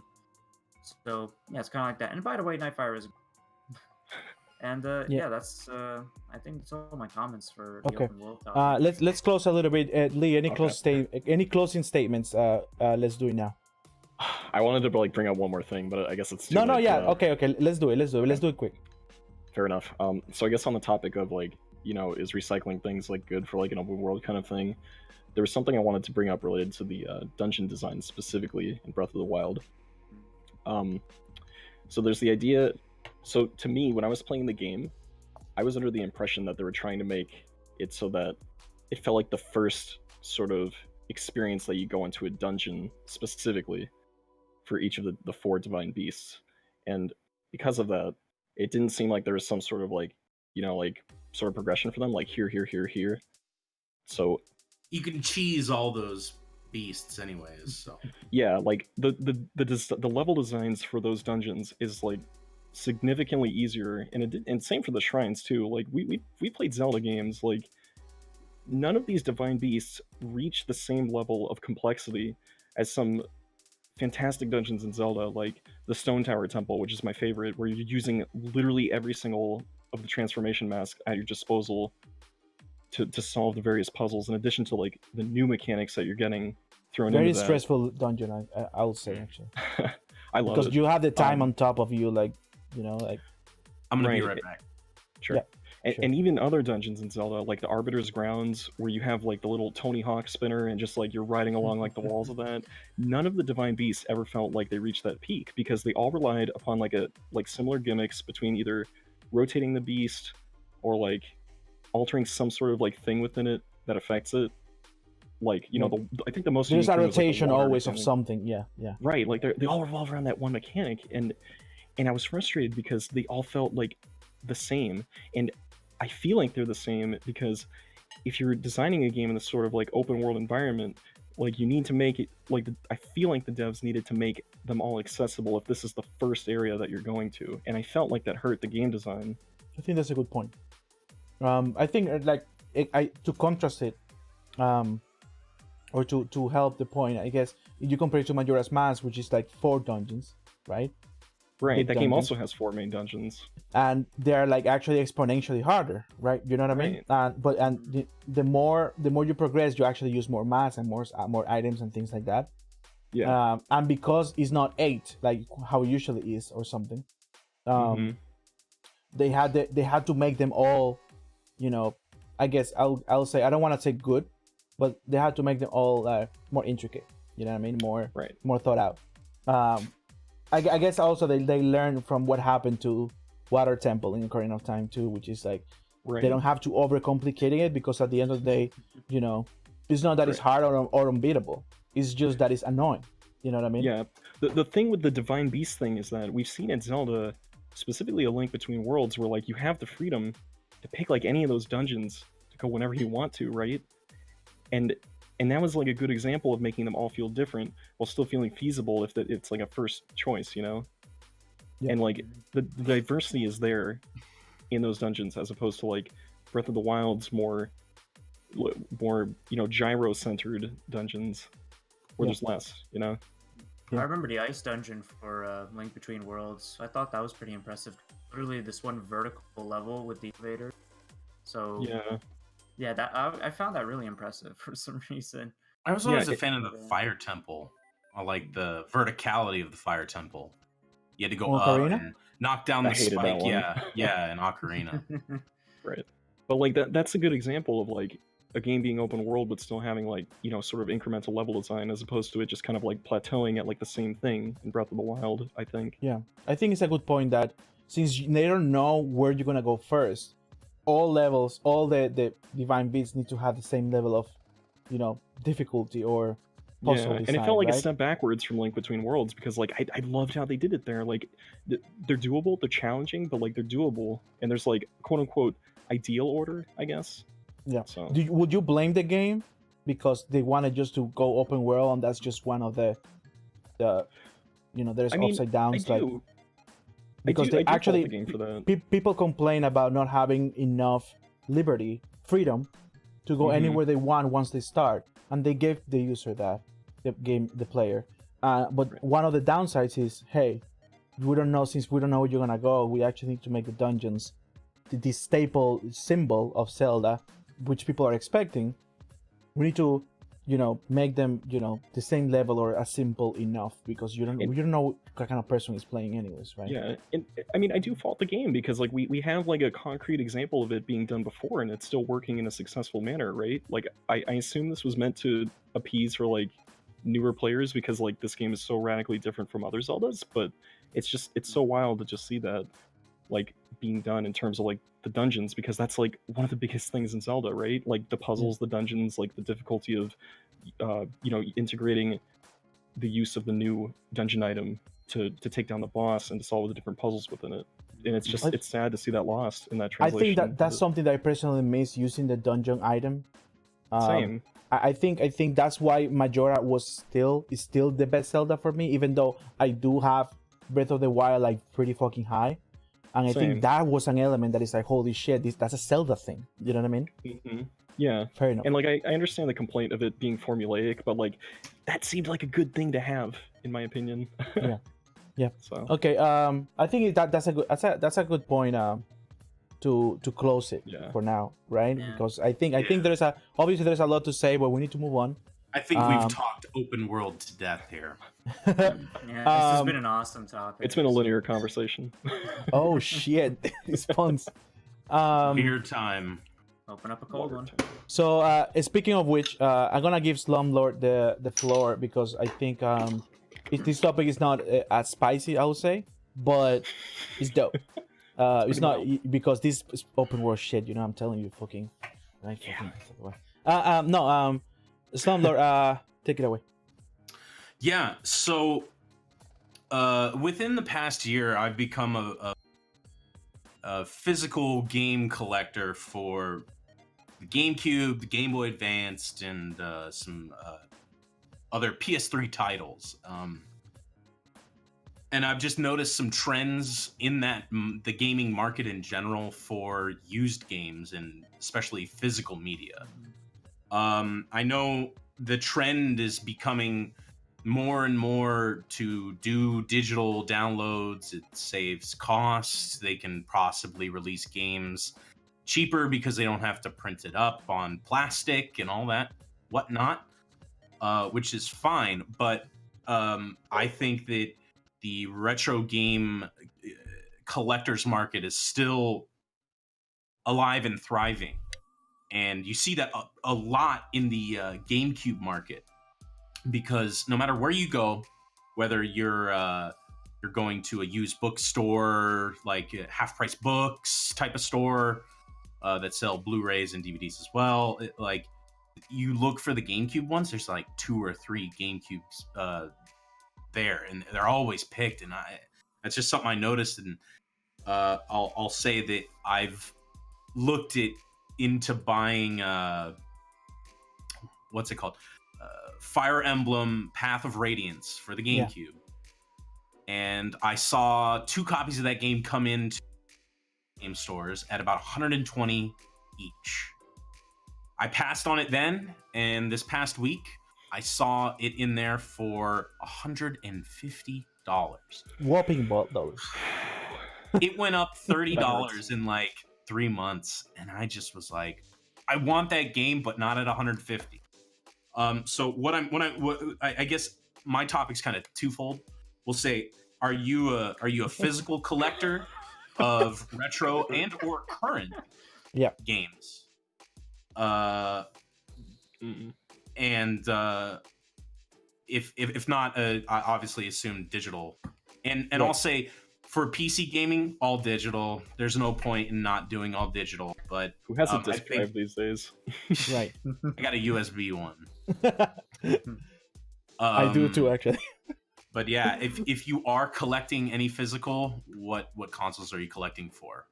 And what's your unicorn? I actually want to start this one. Yeah. Because I want to say something. I want to say something to preface everything that I want to. My stance is that digital all the fucking way. Okay, it's 2019, right? The thing is like, okay. I want to be realistic. Okay, I understand. I do like owning things. I do like buying things. You know what I mean? I understand. You know, I like collecting things too. I actually decided. I think that. You know, the things usually when I collect something, I decide to collect the things that I like. And that happened with amiibos, with pins, with, you know, Game Boy Advance games and things like that. And because the thing is, like, I think ultimately it's about also money as a collector, right? However, there's a convenience factor that digital provides that nothing else provides. I'm gonna contrast it with something I guess you guys can relate a little bit, or you know, some other people is that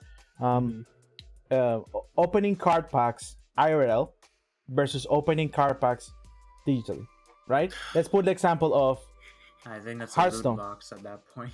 Yeah. No, let's put the example of Hearthstone, right? Yeah, like actually card packs on, let's say, the Magic the Gathering was the original loot boxes. You don't know what you're gonna get, right? You're paying and you're gonna get something, right? The thing is, like, I'm talking about only the factor of the convenience of opening, right? Organizing, you know, seeing what you got, organizing. You need to what do you call it, sleeve it, right? You need to protect it. Then you're gonna put it in the right order that you want. If you need to go for your deck and whatever, right? There is a contrast, and I mentioned that because, for example, Hearthstone, you just open the pack, it's automatically organized, and you can make, well, I don't want to say infinite decks, but digitally you can just put everything together and mix and match. Like you can have the same card in different decks and things like that. And my point with this is the convenience factor, right? There's a convenience that digital brings in terms of organization, in terms of, you know, the space, because the space is a commodity, and in terms of, you know, let's say the ultra, you know, lazy thing of I'm gonna stand up and just change the disc from my PS4 or something like that. You know what I mean? Oh no! Oh no! I want to stand up. Like, but the thing is, like, I think although with the, you know, obviously there is downsides. I'm saying, like, there's nobody knows when Steam's gonna come and say, "Yo, we're closing. You're gonna lose all your games that you have for whatever reason. In 10 years, in 20 years, tomorrow, nobody knows, right?" But the thing is, like, I think it's still worth it, right? That's the first thing I'm gonna say. Okay, MacGyver. It depends on your consumer rights that you want to give up for digital. Let me just put this out because this falls into what MX said about Steam just going away one day. Right. And if you're willing to give up your consumer rights to own a product, fine, go digital. You know, all the way. Call me when the Wii shop opens up again, right? Rip, you know, that's a good point, actually. But It's already dead.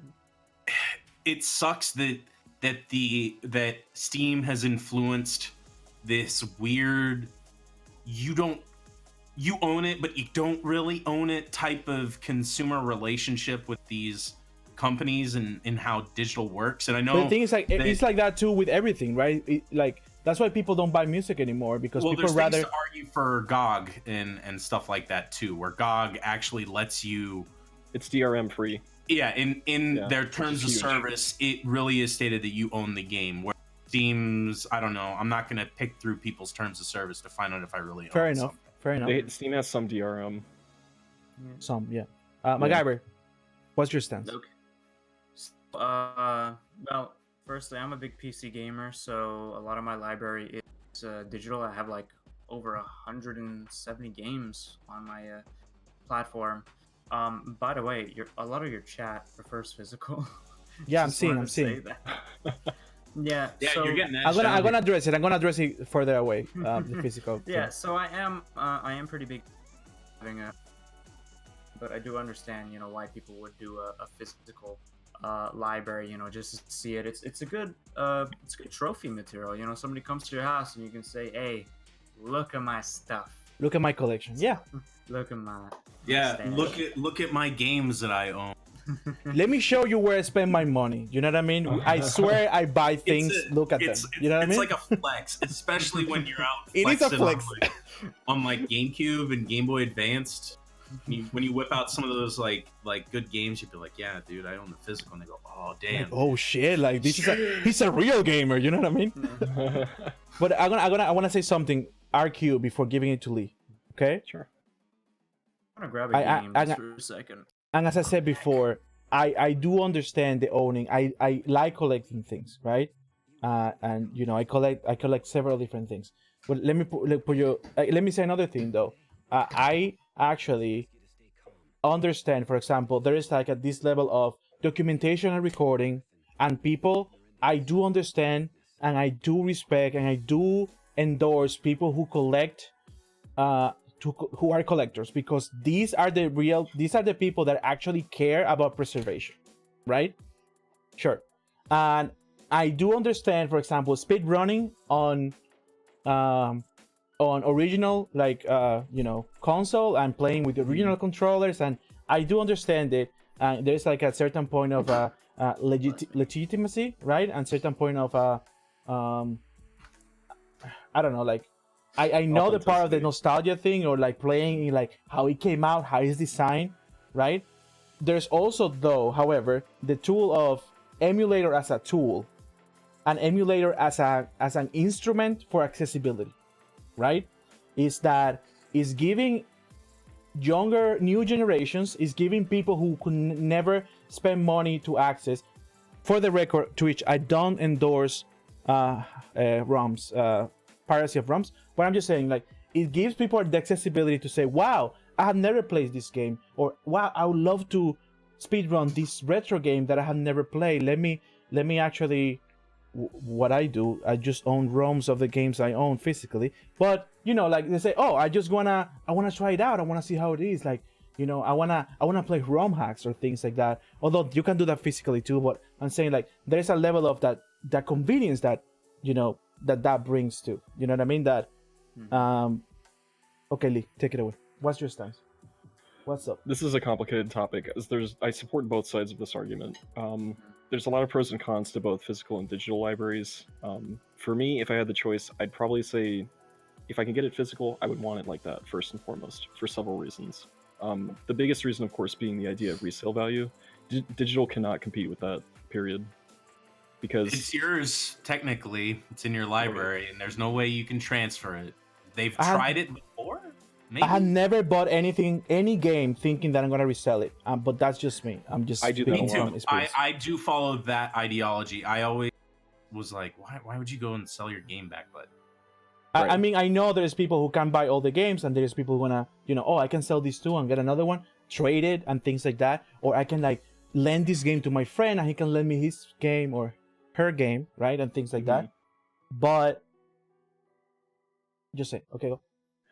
Yeah, so physical has your physical game collection is only going to increase in time, and that is largely due, in fact, to the fact that related to retro games, these games aren't being made for physical copies anymore. The only other means of getting most of these older games, Mario Odyssey, nice. The only other means of getting most of these games legally is for the rare event for these companies to put them on their eShop. And with certain practices that are happening with certain companies, the big N, we keep taking a step backwards related to this, in that we have the eShop built for so many of these classic games, and it's just gone on the next console generation. I find this really frustrating because if we're trying to digitally preserve games for legally for future generations, this is like out of our control for the digital market. And you know what game I really need preserved is Yu-Gi-Oh! The Falsehood Kingdom on the game. Big oof. I'm just making a joke. But yeah.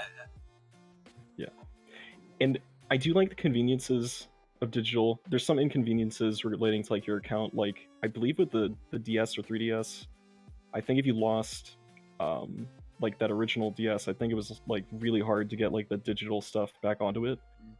And another big criticism I have with digital is that similar to physical games, there can be an instance where it's almost impossible, or quite literally impossible, to get some of these games too if they're digital.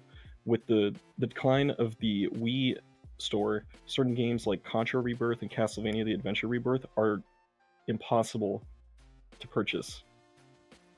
And I think that's a big problem with digital too. Yeah, those games were exclusive, right? They were exclusive to the Wii Shop channel, and you can't get them without emulation, which is kind of ridiculous. And my other big issue with physical, and I feel like this may be a universal hatred, since most of these games aren't in production and they're not being given digital form, they lead to scalping, which this is like a big topic in and of itself. It's like the Oh big my stance of God. physical. Yeah, and you could just only use Amiibo for that one thing, and we could go on that shit all day because I know I'm pretty passionate about Amiibo collecting, and I know it is, but Right. yeah, it happened with the Metroid Prime trilogy on the Wii, the Xenoblade Chronicles. But The you know what's GameStop funny dilemma. about Xenoblade Chronicles, though? The price fell after it got announced for the 3DS and its release. The game is actually lower than what I paid for it when I just wanted to have the physical version of Chronicles, and I feel like a fucking idiot. Yeah. You know. Considering also Nintendo never actually lowers prices, and that's a new thing for them, giving such big discounts nowadays, by the way. Yeah.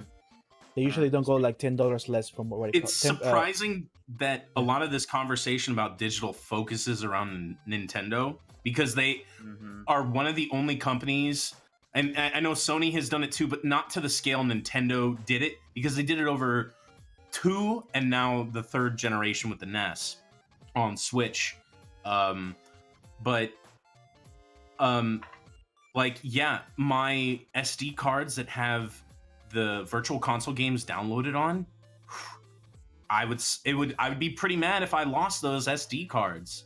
And what I think I downloaded like Mario Party 2 on the Wii U shop. Now I don't even remember because I haven't It's even not both played Wii U and Wii for that game. I own that yeah, and I think I did the transfer from Wii to Wii U so I could have it on my Wii U. one. But it's surprising that Nintendo has also hurt themselves in a way, and I think this falls to what you were saying about the 3DS and how when you had the very first gen 3DS and then the new one came out and everyone was like, oh dude, we gotta get the new one. You know why? Yeah. Because it was bigger. And then even on into the new 3DS. I'm talking about like 3DS XL when that came out. Yeah. I had to have a 3DS XL. And even the quite literal new 3DS Yeah. the new, right? with the C stick or something like that. What screwed me into getting physical collections for more current stuff for Nintendo products was the fact that the transfer system between 3DSs was not great, and I lost a Animal Crossing New Leaf save file of 350 plus hours where I had all the gold tools, I had a fully upgraded house, I had a few pictures, I had a lot of the set pieces I wanted, Nintendo furniture. F's in the and chat. I fucking lost it. First level. I Brutal, lost it. indeed. That saved that, and it haunts me to this day. And ever since that happening, I went on a physical 3DS buying spree because I was doing digital only up until that point. and that has kind of carried on into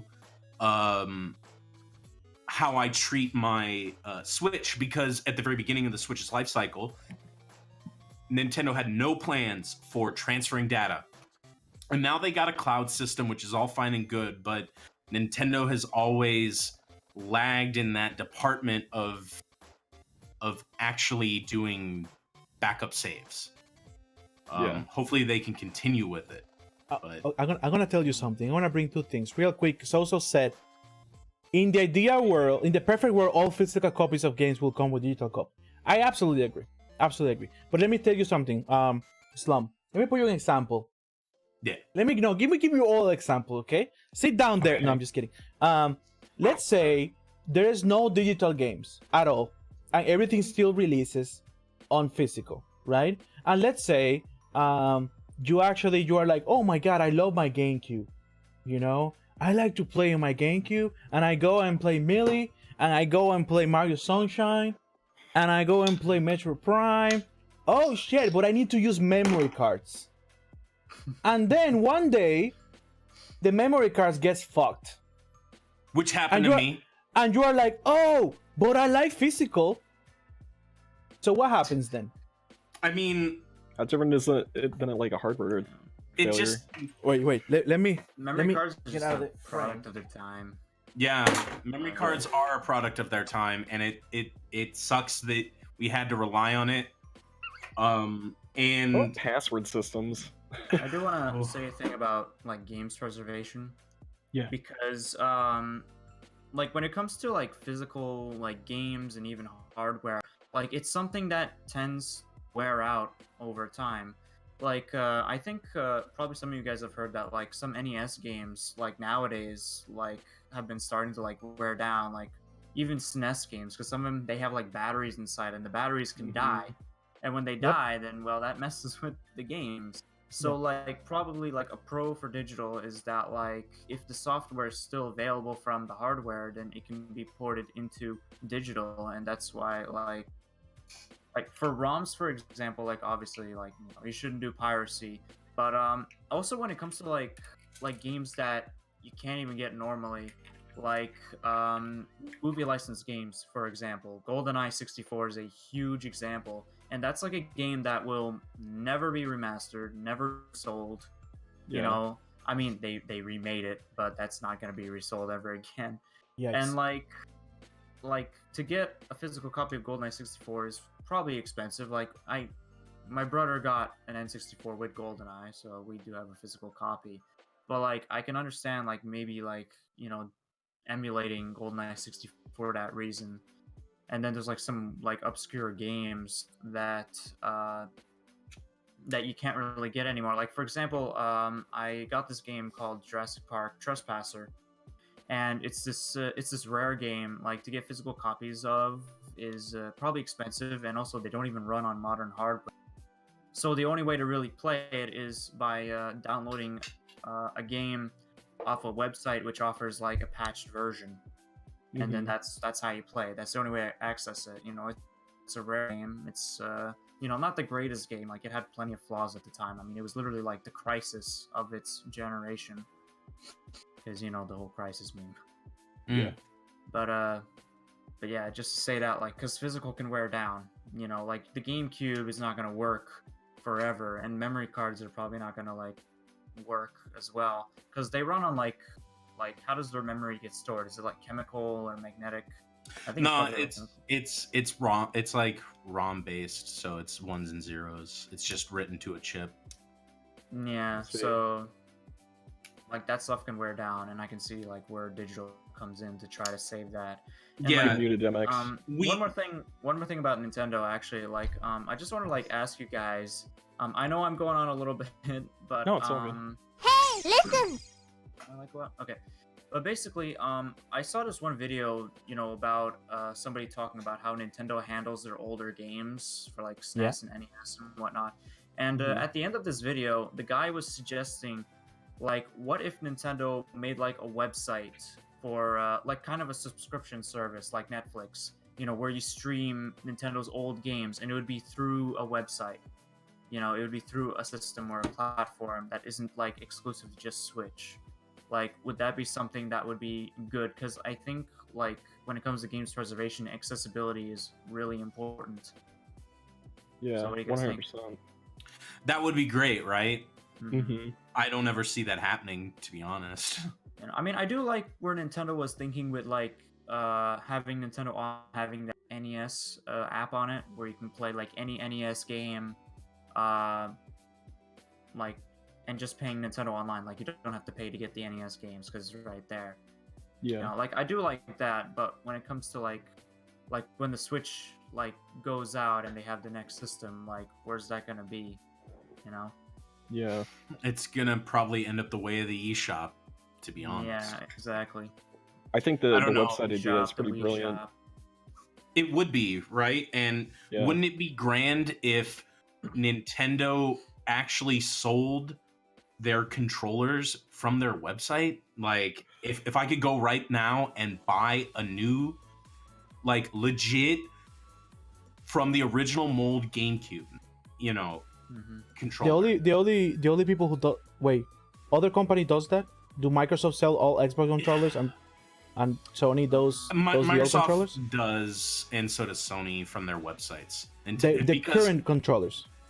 Yeah, well, they're huge companies that also have TV manufacturing, computer manufacturing. Like, they have the infrastructure on the back end to facilitate them selling it. Nintendo is like the only games company that doesn't sell their own product on their website. Hmm. Like, Oof. I don't even know if you can buy the games from Nintendo. You can buy now. You can buy eShop from website now. Okay. Yeah, Well, and that's download directly. Yeah, I'm talking like hardware.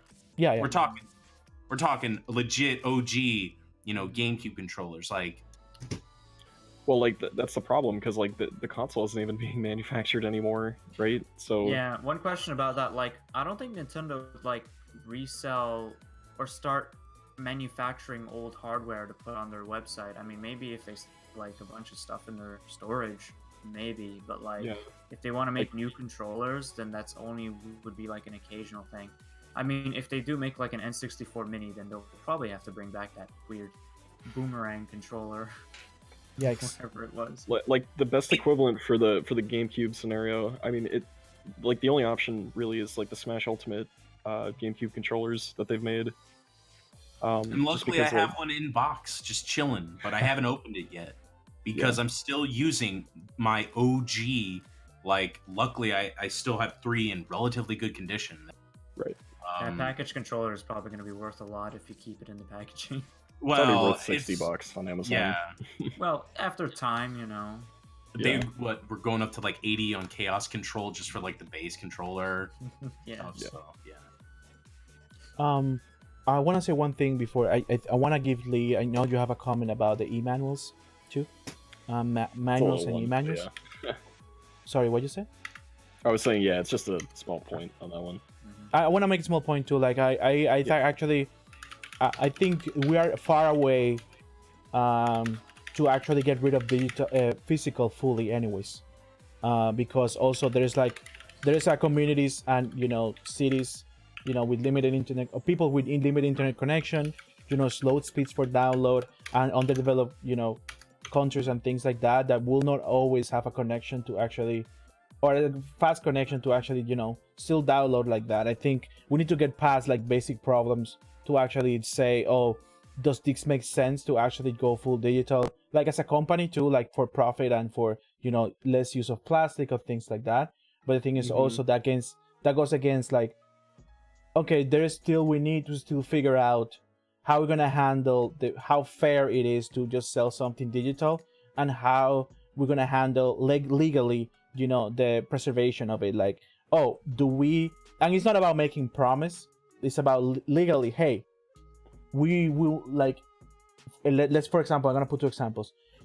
Nintendo Online, we are gonna have the NES and NES library by year 5, right? Like full library. But by year 15 or by year 20, we're gonna shut it down. Right? One example. And then the second example comes and they say, however, for the new system, right? Which is like most systems are now PC based anyways, and that that actually helps with emulation and development and things like that. Say if you buy the new system and the new system has an online and you pay for it, you can still have the library. But the Switch one that you got, you can't do it on the Switch anymore, right? Let's say. Do you guys think that's I mean, I personally think that eventually we'll get to that point that say that we can keep bringing libraries in between systems, at least in the console side, right? We're thinking about what's going to happen with Steam or, other like libraries on PC or things like that, which I think are riskier to, for worse things to happen. You know what I mean? Like fucking Bethesda can fucking go bankrupt and then you lose the ability to download and things like that. One can only hope Bethesda will go bankrupt. Or Bethesda. But the thing is, like, again, like now every company, it happened with cable too. Wow, everyone is moving away from cable, and everyone's moving to Netflix. No, what I'm gonna do is make my own service. I'm gonna put my shows there, and now you have to pay for it, right? So every company has their launcher now. Hopefully Capcom doesn't do it, or fucking other companies like that. The Capcom is actually taking more seriously PC games and things like that, because they always said, oh, consoles are better, whatever, But the thing is, like, again, I think there's a lot of things that need to happen for things to be fair, at least, or to, for example, as people say, maybe they still sell it physical, but you can get a digital copy too, and just in case anything happens, in case there's no, let's say you have a handheld device, and and you want to play it on the go and things like that. But things like, who actually will grab, if you had a digital copy, a physical copy, you'll keep it home. You'll keep it in your collection, and you'll bring your digital with you, because at the end of the day, it's just more convenient. You know what I mean? And it can evolve to that, to actually favor the user more. Lee, I know you have a little bit about the e-manual thing that you wanted to mention. Yeah, there's kind of a brief point I wanted to mention about that. I was gonna say we're already kind of seeing signs that I feel like developers are kind of like moving toward like a sort of digital kind of thing in mind. A good example was actually that copy of Super Mario Odyssey that you have, MacGyver. Can you open it for us? I want to talk about this. So Can you, I just want to say it, something about modern physical copies, because you got this. It's a nice packaging on the outside. It looks great, all this stuff, and then you open it up on the inside. No it's manual. Like, what the fuck is this? I mean, it's got some nice back printing here, for some extra stuff, but it's like a bunch of plastic, and then you got your little game just right there. Like, where does the money go into in an $80 physical copy? Like, it feels like $20 of it just goes into the casing. Right. Actually, legit, I think that costs like maybe this, 50 cents. I think it costs Really? to make that the handprint and the plastic. Still tastes bad. They coat it in that fucking bitterol or Bitrex shit. Well, hey, it keeps the kids away, so. But Yeah. I think that box is like such a good example, right? Because back in the day, we had these giant Super Nintendo boxes, right?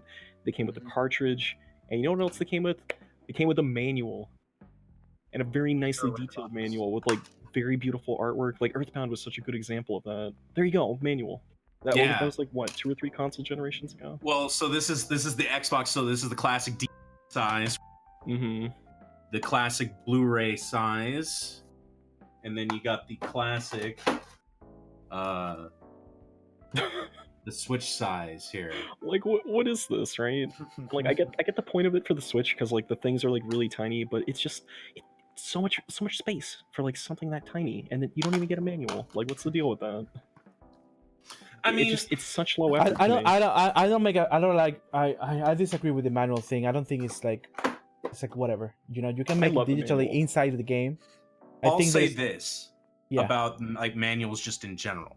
Manuals for new games, I don't give a shit about. But you know what I do care about manuals for?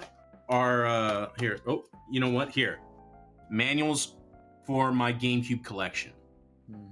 So here's my copy of Eternal Darkness, right? And I was lucky enough to find this bitch with the manual.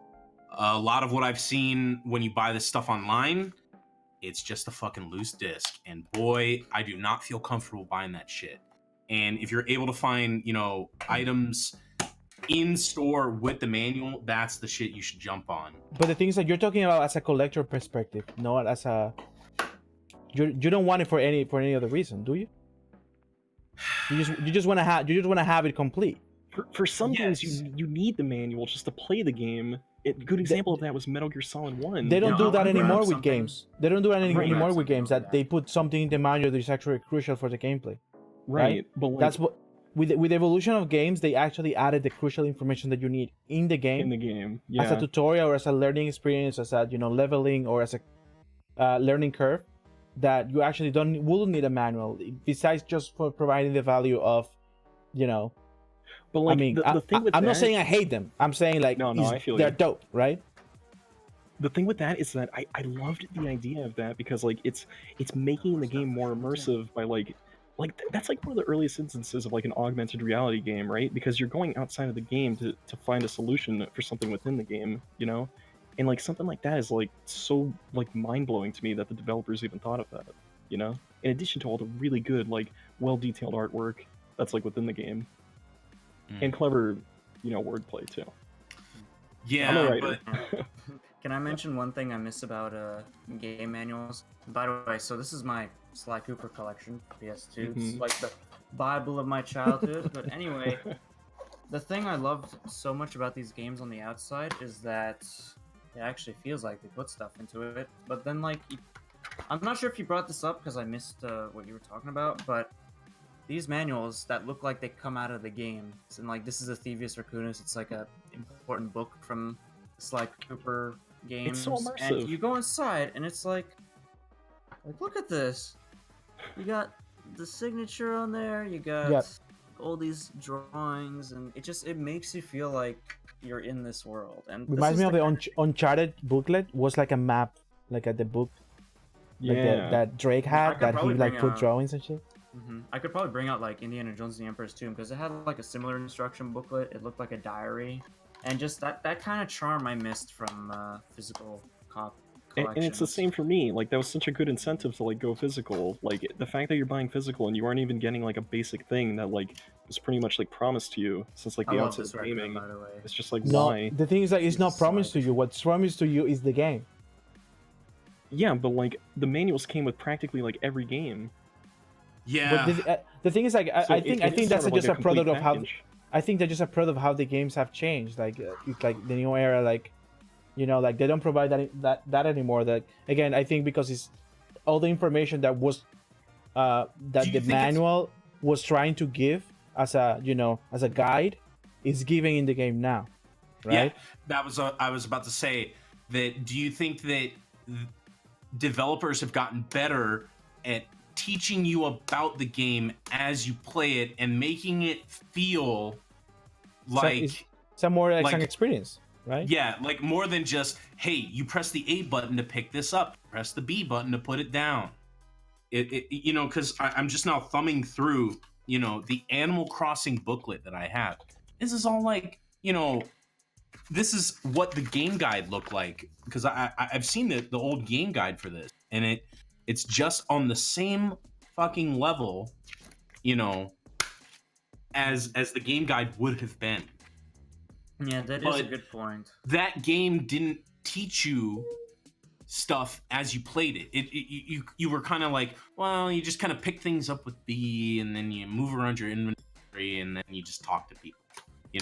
Right. I guess it's because there's not a lot of mechanics to Animal Crossing as a whole, but I think for other games they've gotten better at teaching you how to play the game as you go through it.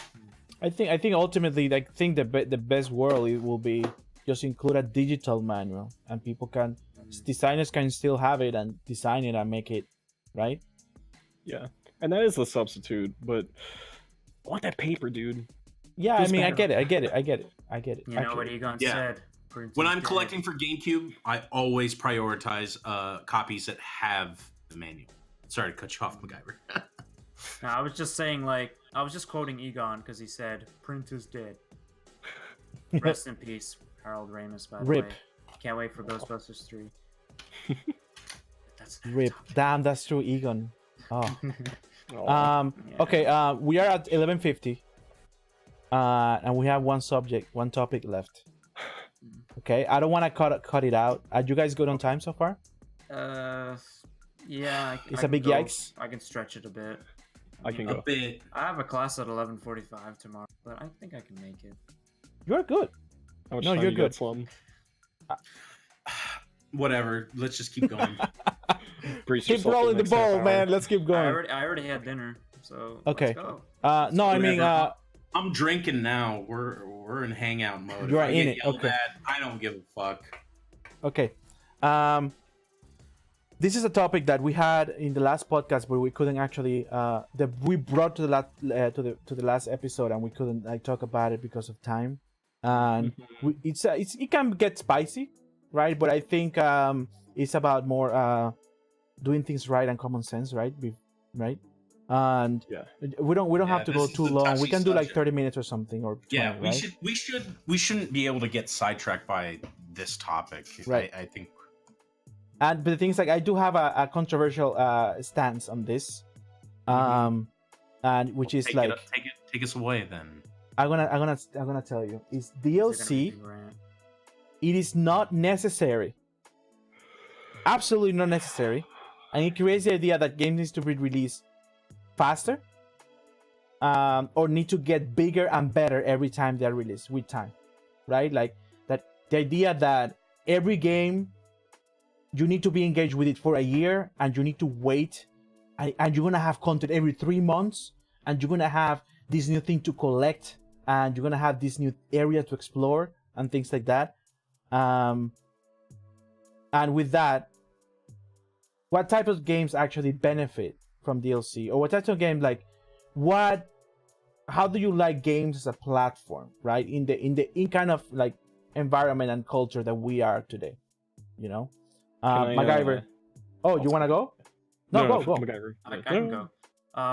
Well, firstly, I prefer my games to have a lot of content in it that's actually meaningful, well paced, well put together, and hopefully not a buggy fucking mess. That would be nice. But like Fingers crossed. in terms of like DLC, just as a normal thing, like I don't mind if it's like a really like minuscule or like tiny thing. Like even if it's like a pre-order bonus or something. Like Resident Evil 2 Remake is probably an example I can give, because that's a game that has, like the full price $80 Canadian game, but it also has the deluxe edition for an extra $10. And like in the deluxe edition, it comes with a few costumes, for Leon and Claire.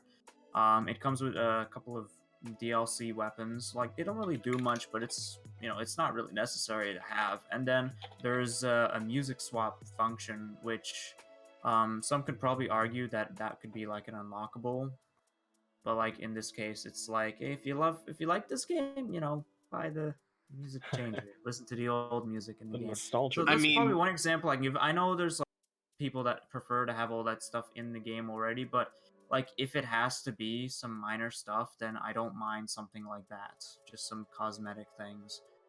But if you're cutting like huge content, then yeah, I don't like that. I'll counter your argument for the music specifically and say that what if the producer of the older music for the original wants them royalties, boy? That's why you gotta pay. Oh, and I think that I music didn't think of that. can fall under that sort of cacategory. That makes sense. Just the copyright of it, like that's the kind of a specific copyright, situation. lawyers, all the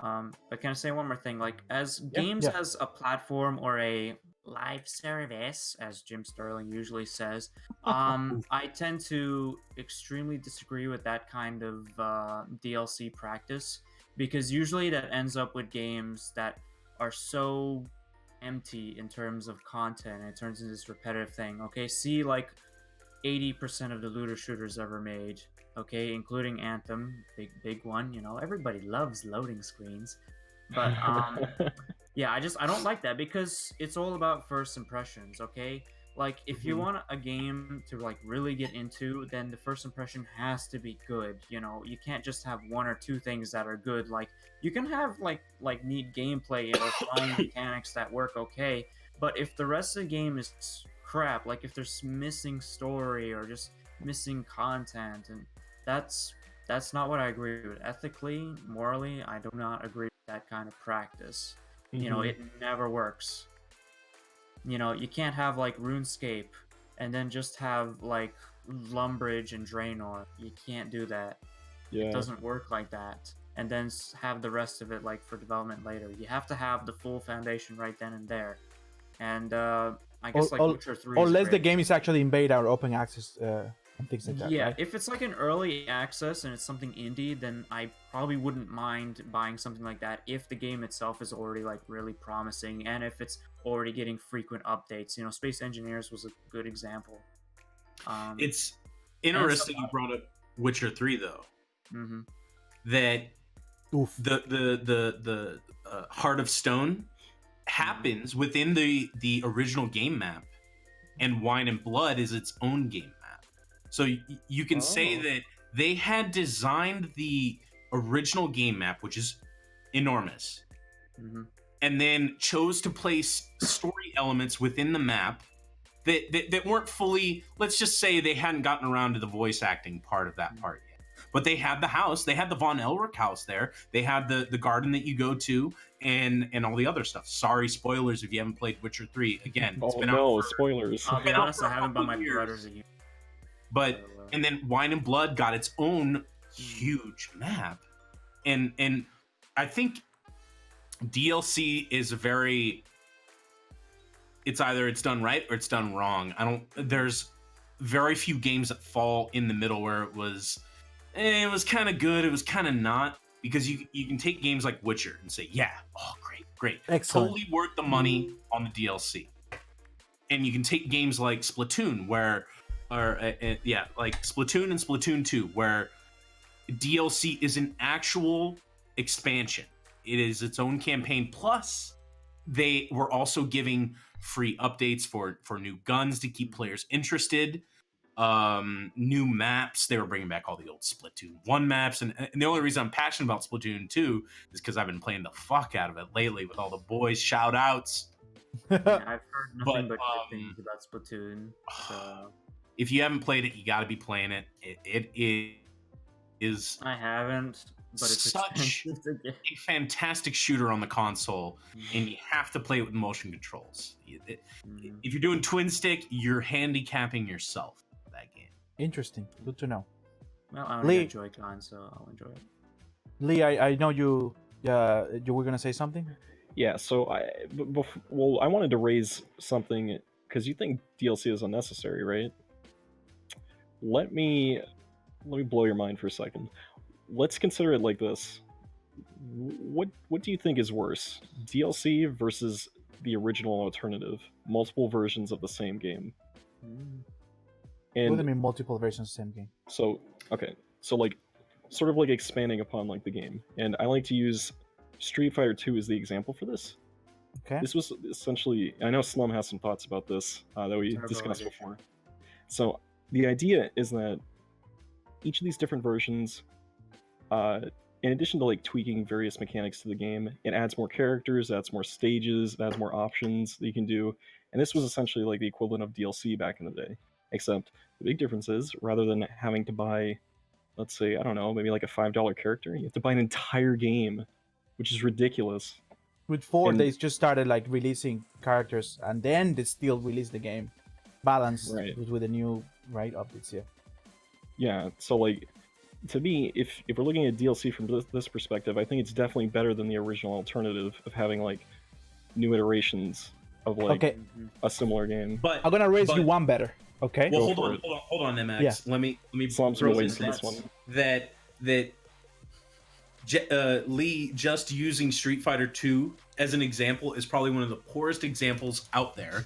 I was gonna say the because- same thing. Why? Because gonna of the say the same mechanic thing. changes Intense. between each of the iterations. And I think what you probably would want to use in that argument would be the Half-Life 1, Blue Shift, Opposing Force, and then Team Fortress Classic. Even though like Team Fortress was the multiplayer version, and you can watch a million lore style videos on the development of all these things. But I think that would support your argument more than Street Fighter 2 because But it's adding more content to the game. but the mechanics are different. Okay, Okay. let me put you the example. I think Islam, you bring a great point, but let me put you another example that is related to that. I'd rather have you. Let's talk about The Witcher again, right? Your camera is on focus. There you go. The future Hello? is gonna. I'm gonna let it do it. There we go. I'd rather have. No, let's use the sample of Bloodborne that you have played, right? I think no, we all have played The Witcher anyways, but Bloodborne, right? I play Bloodborne, and you guys know this, that from start to finish, even DLC, platinum, whatever, you know what I mean? Everything. I love the fucking game. What I'm gonna tell you is this: I'd rather than them or a company wait until the DLC until that extra content is done, put it in the game, and charge me more. Like, let's say, charge me $70 or charge me the 60, right? And I'd rather wait a year more before the company says, no, this is actually the definitive edition, and then put out the game again for me to buy. Like, the thing is, like, the practice of Capcom doing it, the thing is, like, taking outside the balance changes, right? Some games require, and digitally nowadays is an advantage of having the ability to update games because you can patch bugs. Games are bigger, you need it, like, oh my god, I cannot play it, whatever, different machines, etc., right? Besides from that aspect, I'm talking more about the content, right? It's like, wow, like, how slimy fuck you need to be, I mean, not you mean the company, right?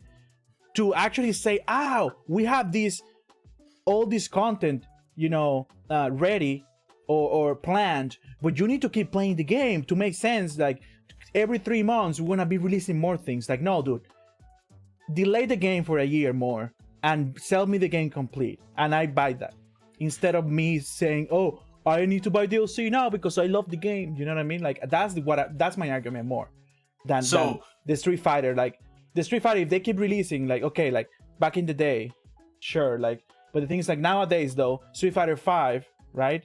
I think, do they already have the Super Street Fighter 5? They have, okay, Street Fighter 5 is different. I was going to also mention that because Street Fighter 5 is kind of the representation of games being looked at as a platform / a lifestyle game. Yeah. With the A other example, lifestyle game? a lifestyle Yeah. game, yeah. That's a term for it. And Okay, I'm with it. and the I idea think behind I think I can go one up. okay, All right, Yeah. so you guys know Halo 2, right? Halo Yes. 2 had this expansion to it in the form of another game. Like, it was a new game, but essentially, like, it was kind of an add-on to add to Halo 2, and it would add more maps and, like, I think new game modes. But yeah, it was essentially like a big map pack in, like, a physical Xbox case.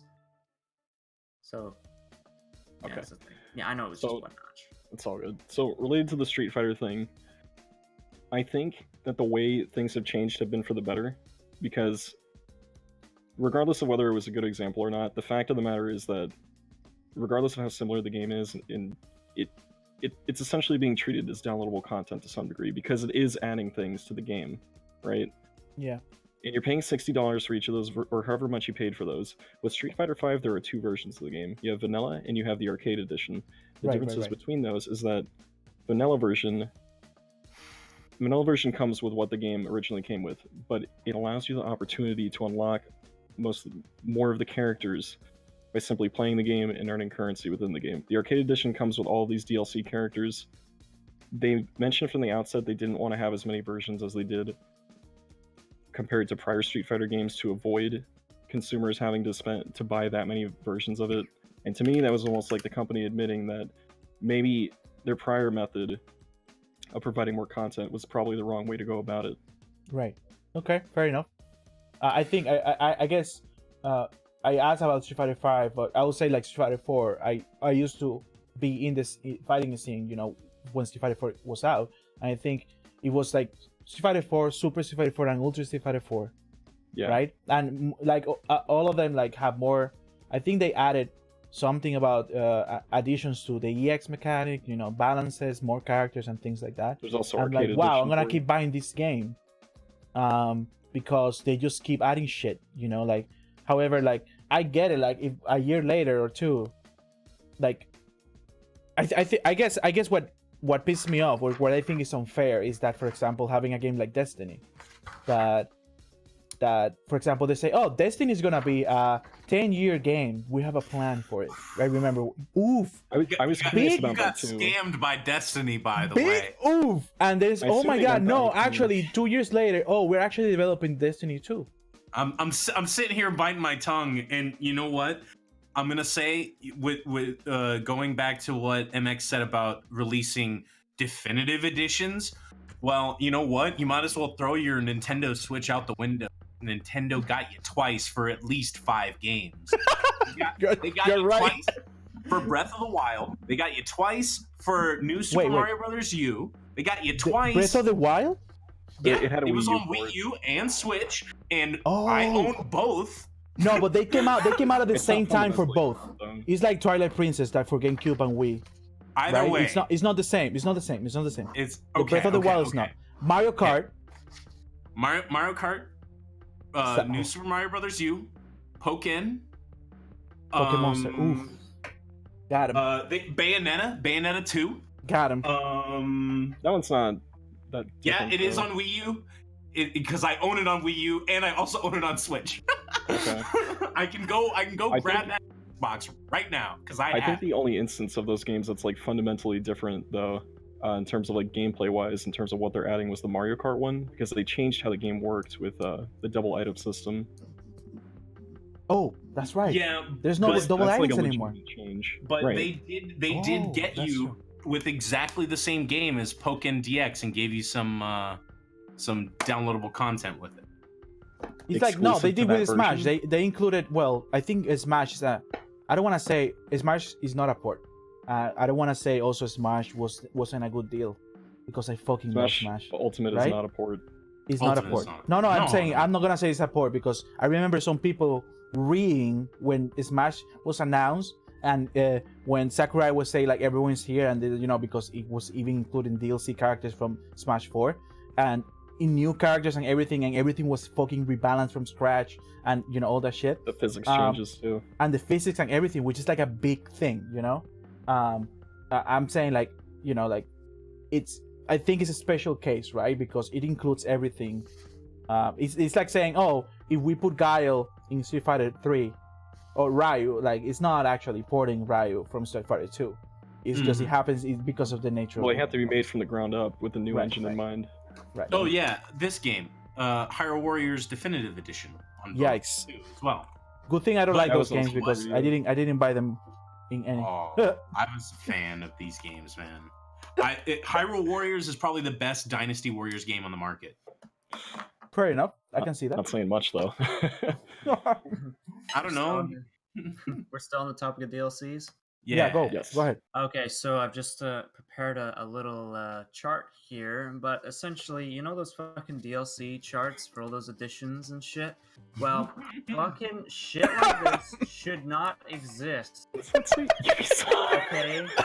The Fucking classic Ubisoft, they need to card. stop this shit, okay? They do it with Watch Dogs, with like Assassin's Creed Odyssey I is read even a that. victim of this crap. Yep, But yep. like, I Every- just made up shit.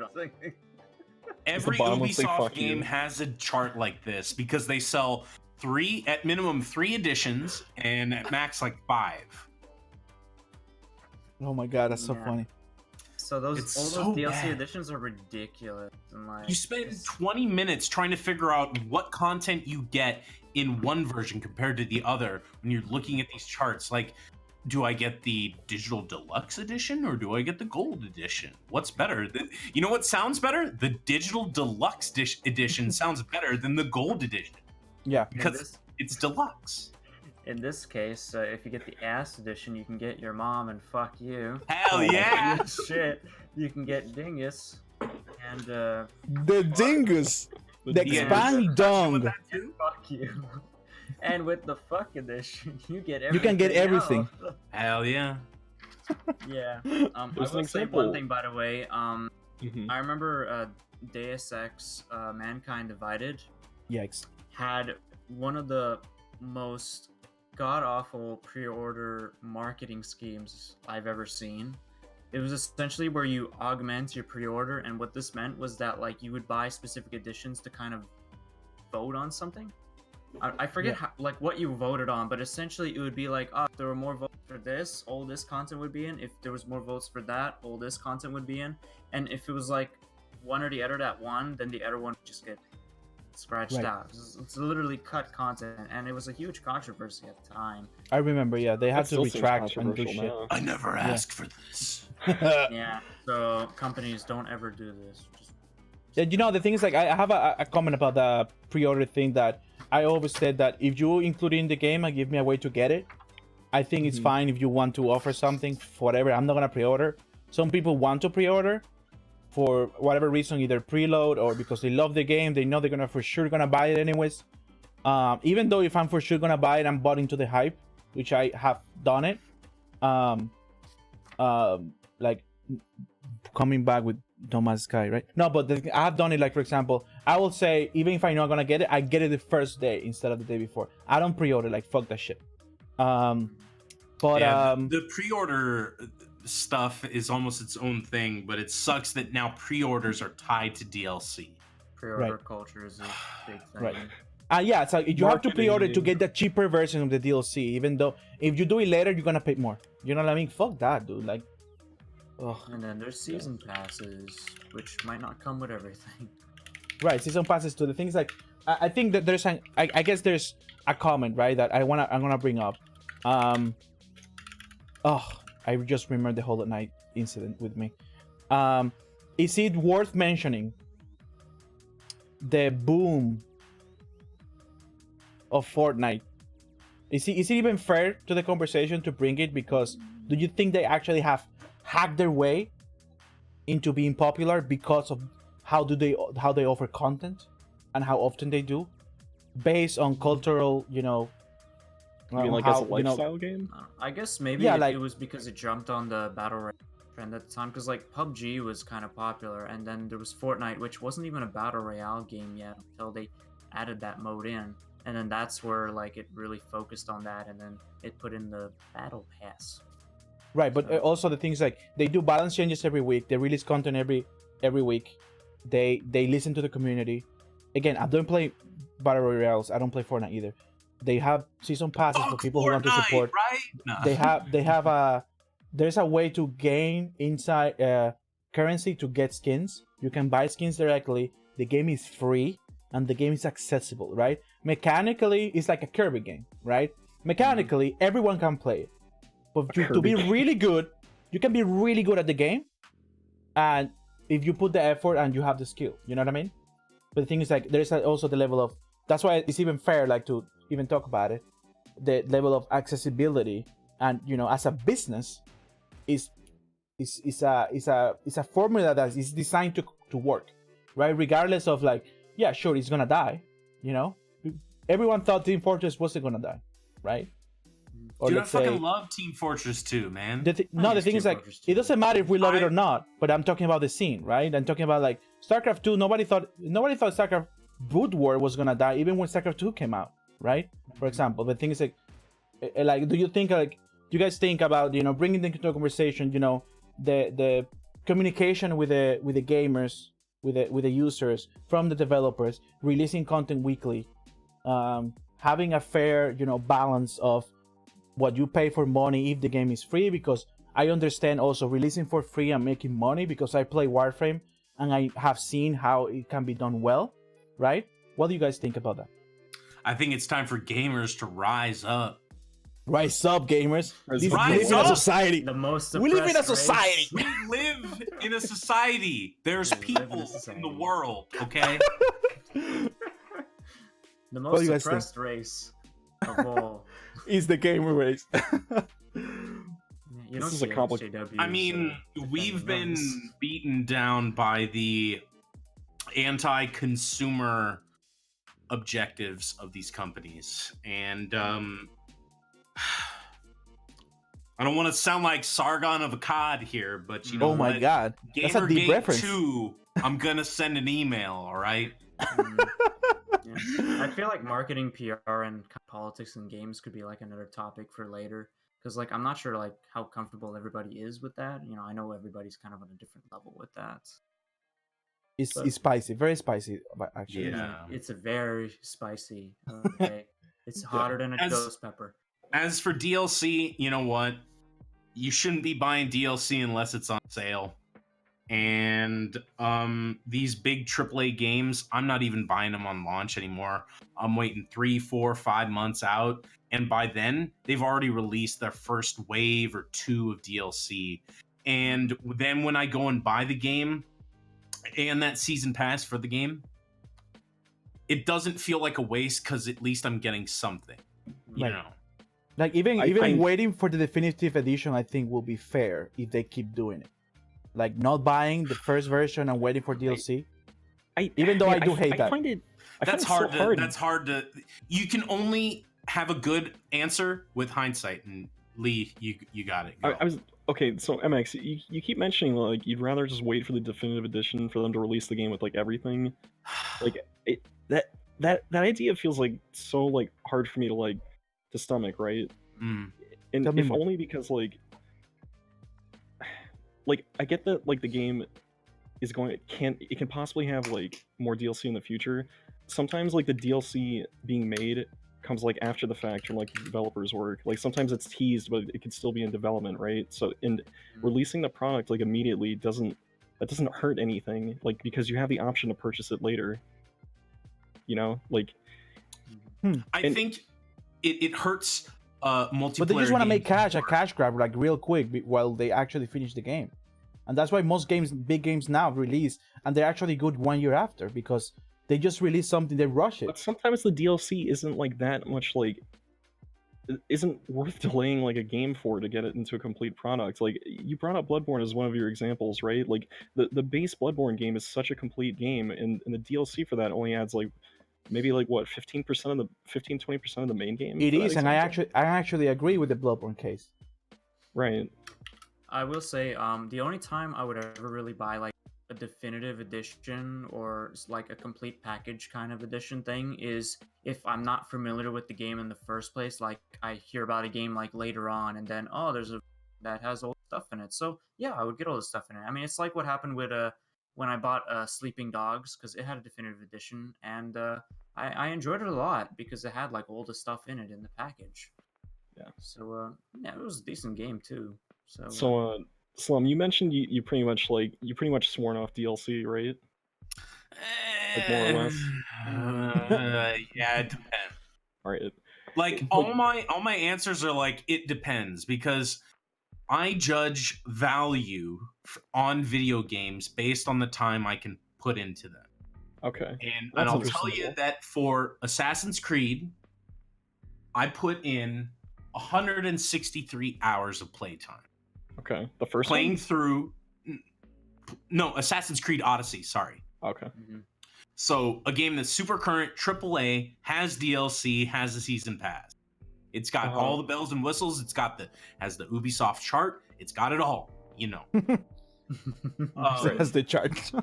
Yeah. Chart. Do I need to bring the chart again? I paid 45 or 40, close to $50 for the gold edition, which was $70 normally. Okay. Mhm. I got my money's worth out of that game. For Okay. real. Yeah. And I got the DLC, and I'm not ashamed to say it.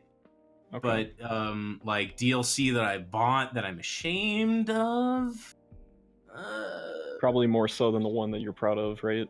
Yeah, I mean, You know, I think I That's- guess it's a that's a lot hard about one. value. I'd have to think about it, but If you love the game, there like are games.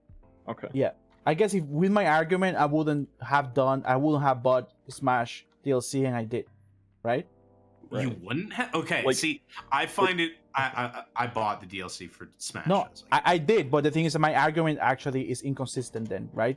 The thing is, like, I guess it's just, as you say, it depends if it has value for me, and I think the game, I'm gonna be played the game right later, and I Right. think I love the franchise or things like that. The thing is also there is a way to do DLC right, which Nintendo has done with a lot of games I just mentioned before you was Splatoon.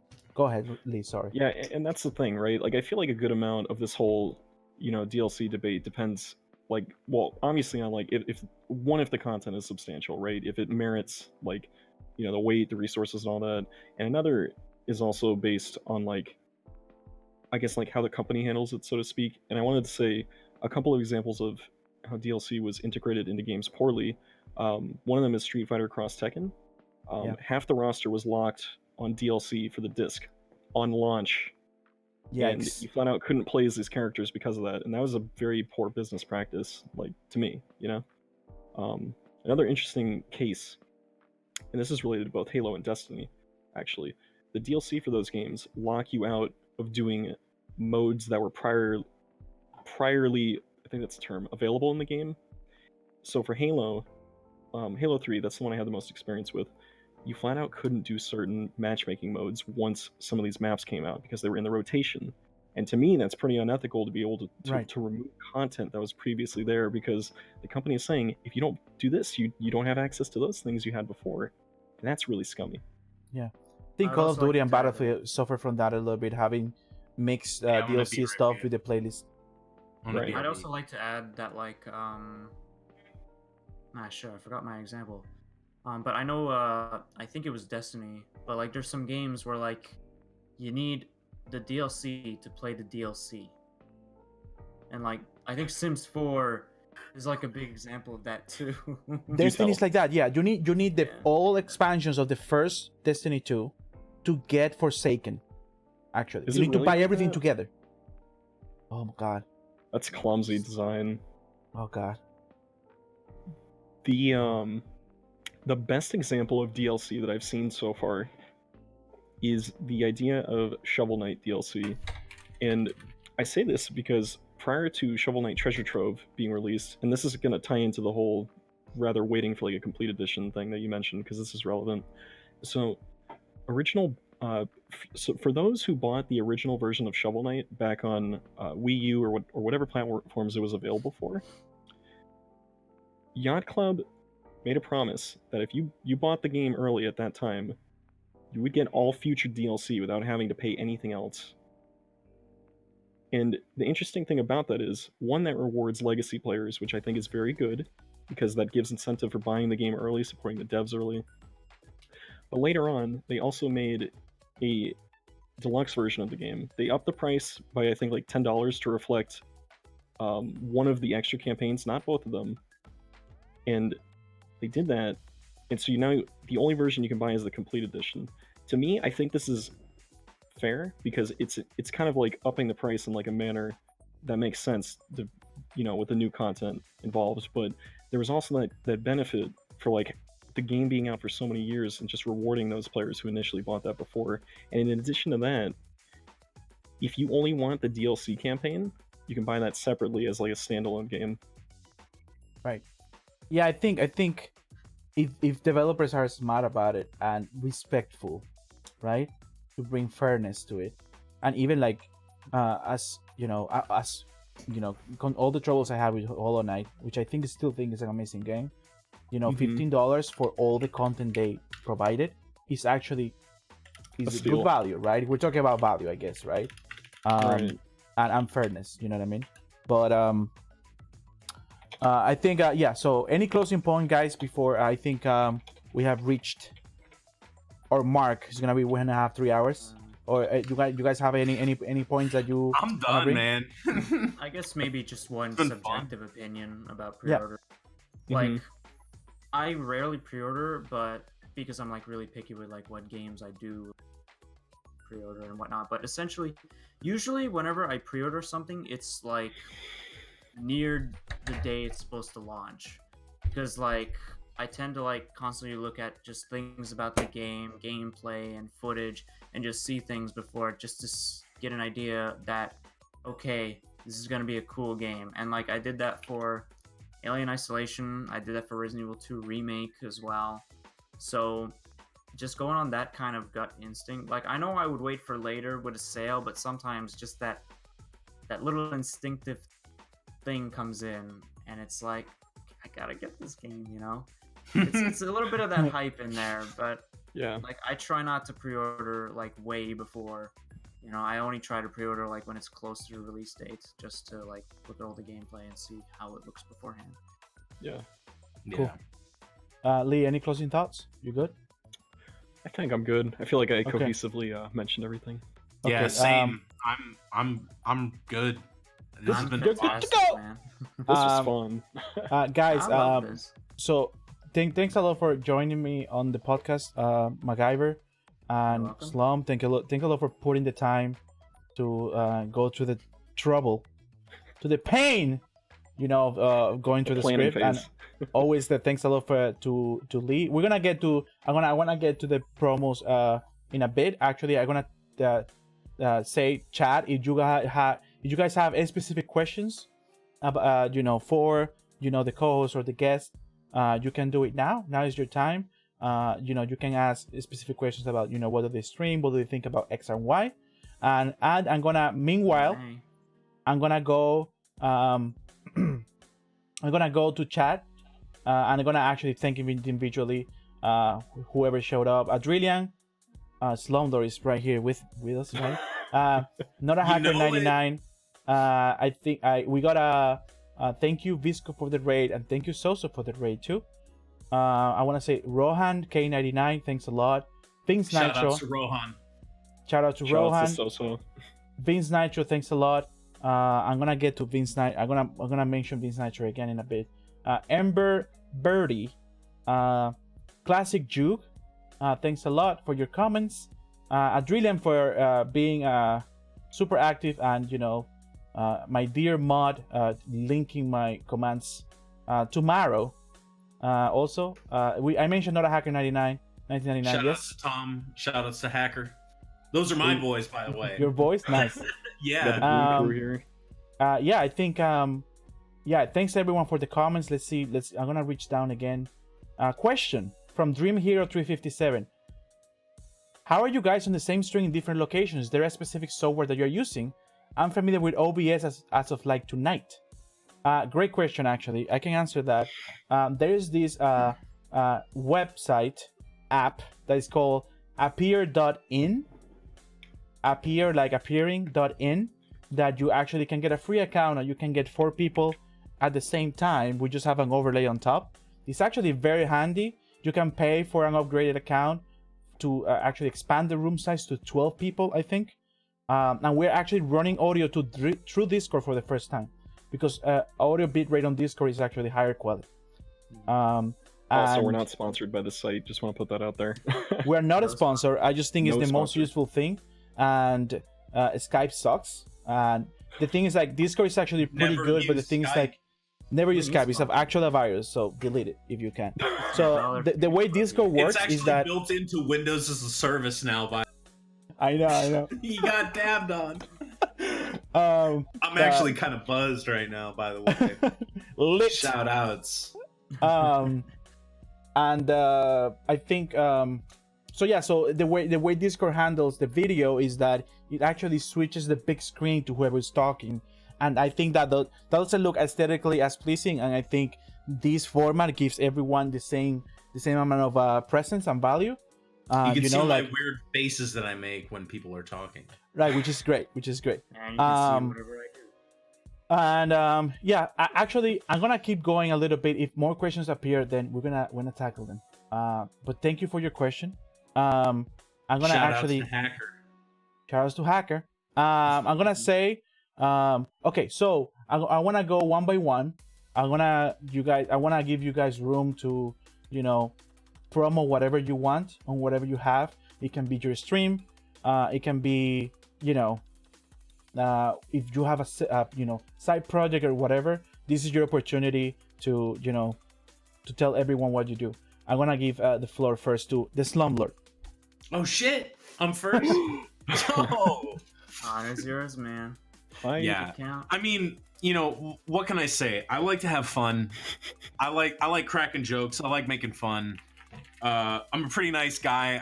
I always, if I got a good roast, I'll probably follow it up with like, dude, I'm sorry, bro. But I don't know, man. I Good just, Samaritan. it's been a lot of fun kind of doing something new here today. And that we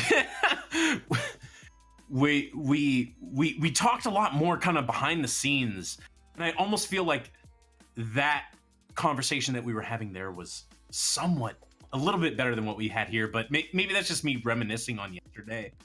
Yeah. I think there's like obviously, guys, we rehearse a little bit some stuff. Also, we go to subjects, but yeah, was something else.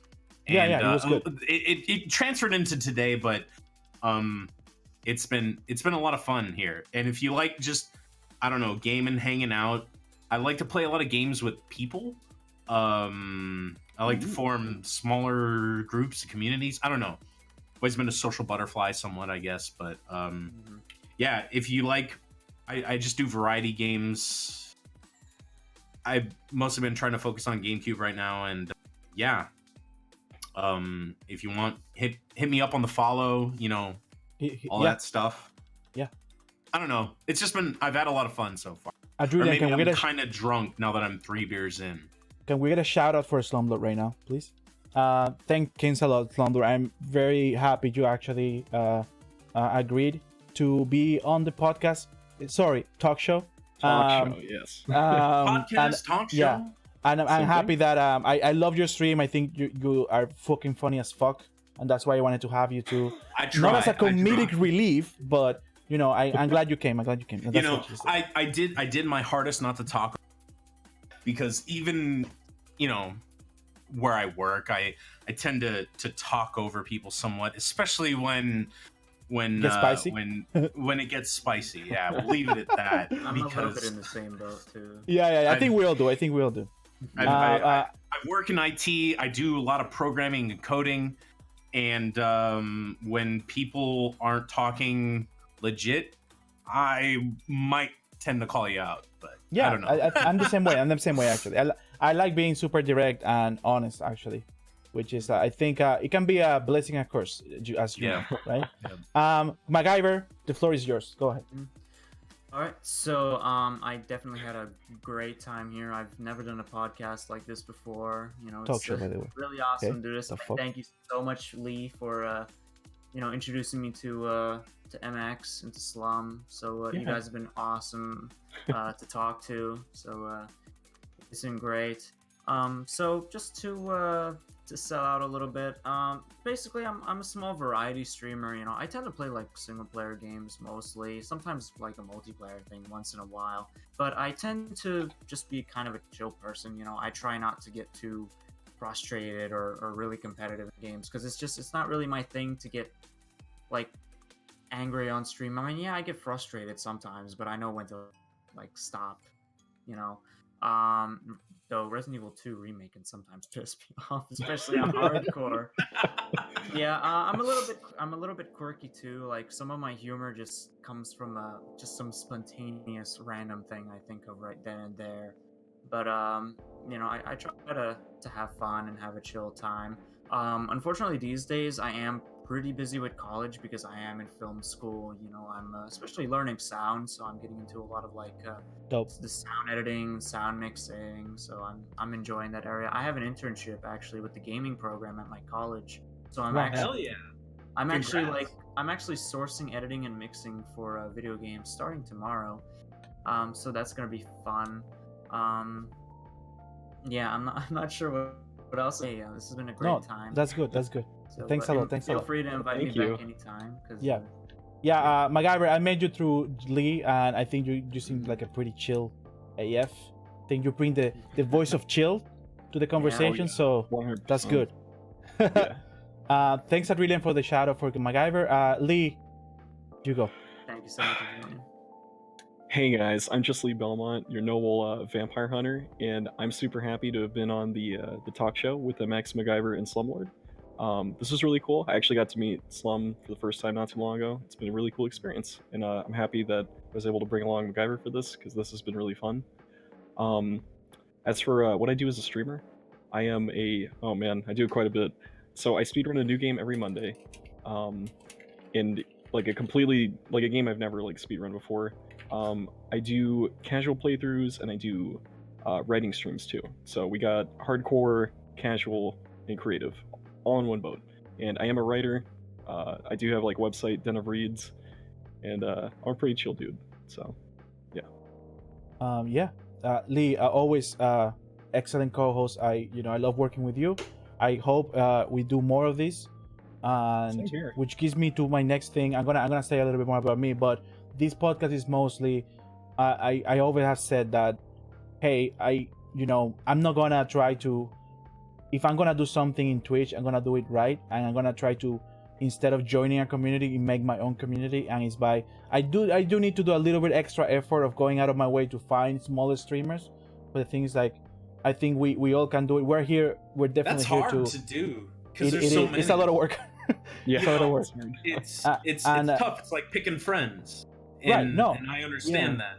Right. It can be You know. rare too. Like I met Lee through this like indie game that I was invited to play, and well, it wasn't the best indie game, but yeah. I that's met how it MX went. through another stream. It's True, just yeah. Twitch networking at this Yeah, point. And I do love finding. I think that's part of like why I enjoy, why I keep doing it and haven't given up. It's not that I have thought about giving up, but I think it's just like in the beginning I was like, hey, I do this because this is what I do. I play games every night or whatever. But actually, there's a part of me that it says, if I'm gonna do something, I want to do it my way. I'm gonna do it right. And part of that is creating this community. So that brings me to my next point: is that, guys, this podcast is for the smallest streamer out there, and we all know the struggles of being a small streamer. And this is to basically the purpose of the podcast is to bring all these communities together, so more people know that there's like good streamers out there that are funny, that or that are like.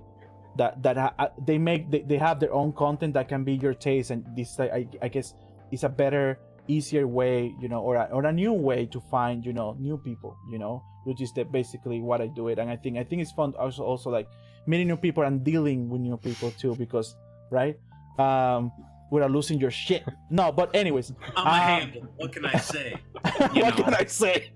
You're welcome. Unfortunately, I end up getting too busy with what I do side of my stream, and then I can't devote my time to doing other things. No, but I do appreciate. I know everyone is super busy. I have said before that I do appreciate your time, and it takes a little bit of organization. I remember the first podcast was like Lee was like, "Oh, but we need to write a script, like where we're going to start talking from and everything." Sorry, and fam. That is not me. I off the cuff, and that's why I was like, yesterday's conversation was. I don't know. That's just how I am though. Yeah, like the thing is like we do it in the live. In the beginning, that was my attitude. It's like, you're just doing live. Let's just go for it. You know what I mean? But I'm learning also from doing this that there are some things that require structure and some things that require organization. There are obviously gives and takes, like pros and cons of it. But I think we all just gonna get better. The more we do it. And structure and agency. I'm MX. I started streaming because I started like modding Game Boys. I have an Etsy shop which I mod Game Boys and sell, and I do custom orders. I actually then started streaming retro games in general. I did like Nintendo puzzle Metroidvania stuff. I play big games here and there, but again, I like the podcast is a new thing from this year. I want to build more community, and my Discord is there for everyone too. I have auto notifications when people go live. I have auto switch roles when people are live, so people can find. Again, it's all about the community, so people know where to go and who to watch. Like, it's a way to find that. I offer other type of content like mini reviews, like a social feed. I do giveaways and things like that. But yeah, like, everyone is welcome to join. Everyone is welcome to please follow MacGyver, JustLee, and Slum. They're super awesome. And I stream Wednesday, Thursday, Friday, and Saturdays. Super chill. But thanks a lot, everyone. So a couple things before leaving. I didn't see any new questions, but I want to actually. So next podcast is March 11th at 9 p.m. EST. Right, episode 3 is coming. It's gonna be super awesome. We have already we have people locked down, so again, it's gonna be great. More conversation, new topics, and things like that. if you want to join the podcast, just join the Discord and let me know. We can arrange it. We can talk about it. It's gonna be great. I remember last podcast, MacGyver wrote in the chat, "Yo, I have a lot of things to say." And it's like, "Yo, let's talk." And there you go. You have MacGyver in the podcast now, Yeah. right? Yeah. Also, so today's music, there's two people that I want to thank. First of all, and again, since it's from the community, by the community, there is this viewer that I had that I think Lee and I share, and most people here, is called Vince Nitro. Is actually the music that you're listening right now is from him. And I have this copy that I need to say. Okay, today's music was brought by you. Okay, I'm gonna start again. Okay, today's music was brought to you by Vince Nitro. If you like his music, you can check out his work on True Crime Podcast, The Trail Went Cold, available on iTunes, Stitcher, and Google Play, or his SoundCloud, vincenitro.soundcloud.com. Vince Nitro, I love your music, and I asked Vince Nitro personally, like, yo, I want to have your music in the podcast. Also, there's music that I had also from DJ Codman, and DJ Codman is a known mixer, and he makes chiptunes and things like that. I love his music too. I think it fits well with the podcast. But Vince Nitro, thanks again. Always appreciate it. Can we get a link to the SoundCloud in the chat there, please? Sorry, yes. I clicked his Twitch and hey, thank you. You're welcome. Actually, Because nice thing you know what, that you reminded me. We haven't been able to hear the music this whole time. Right. And, so I was the only one on my end. Listen. Since it's like playing from my side, it's like a lot of lo-fi. He does a mix, but it was more And lo-fi that's like music. Super what dope. I'm looking for. Chill as fuck. Again, the next podcast, Monday, March 11th at 9 p.m. EST. Thanks a lot, everyone, and have a great night. Night. Take care.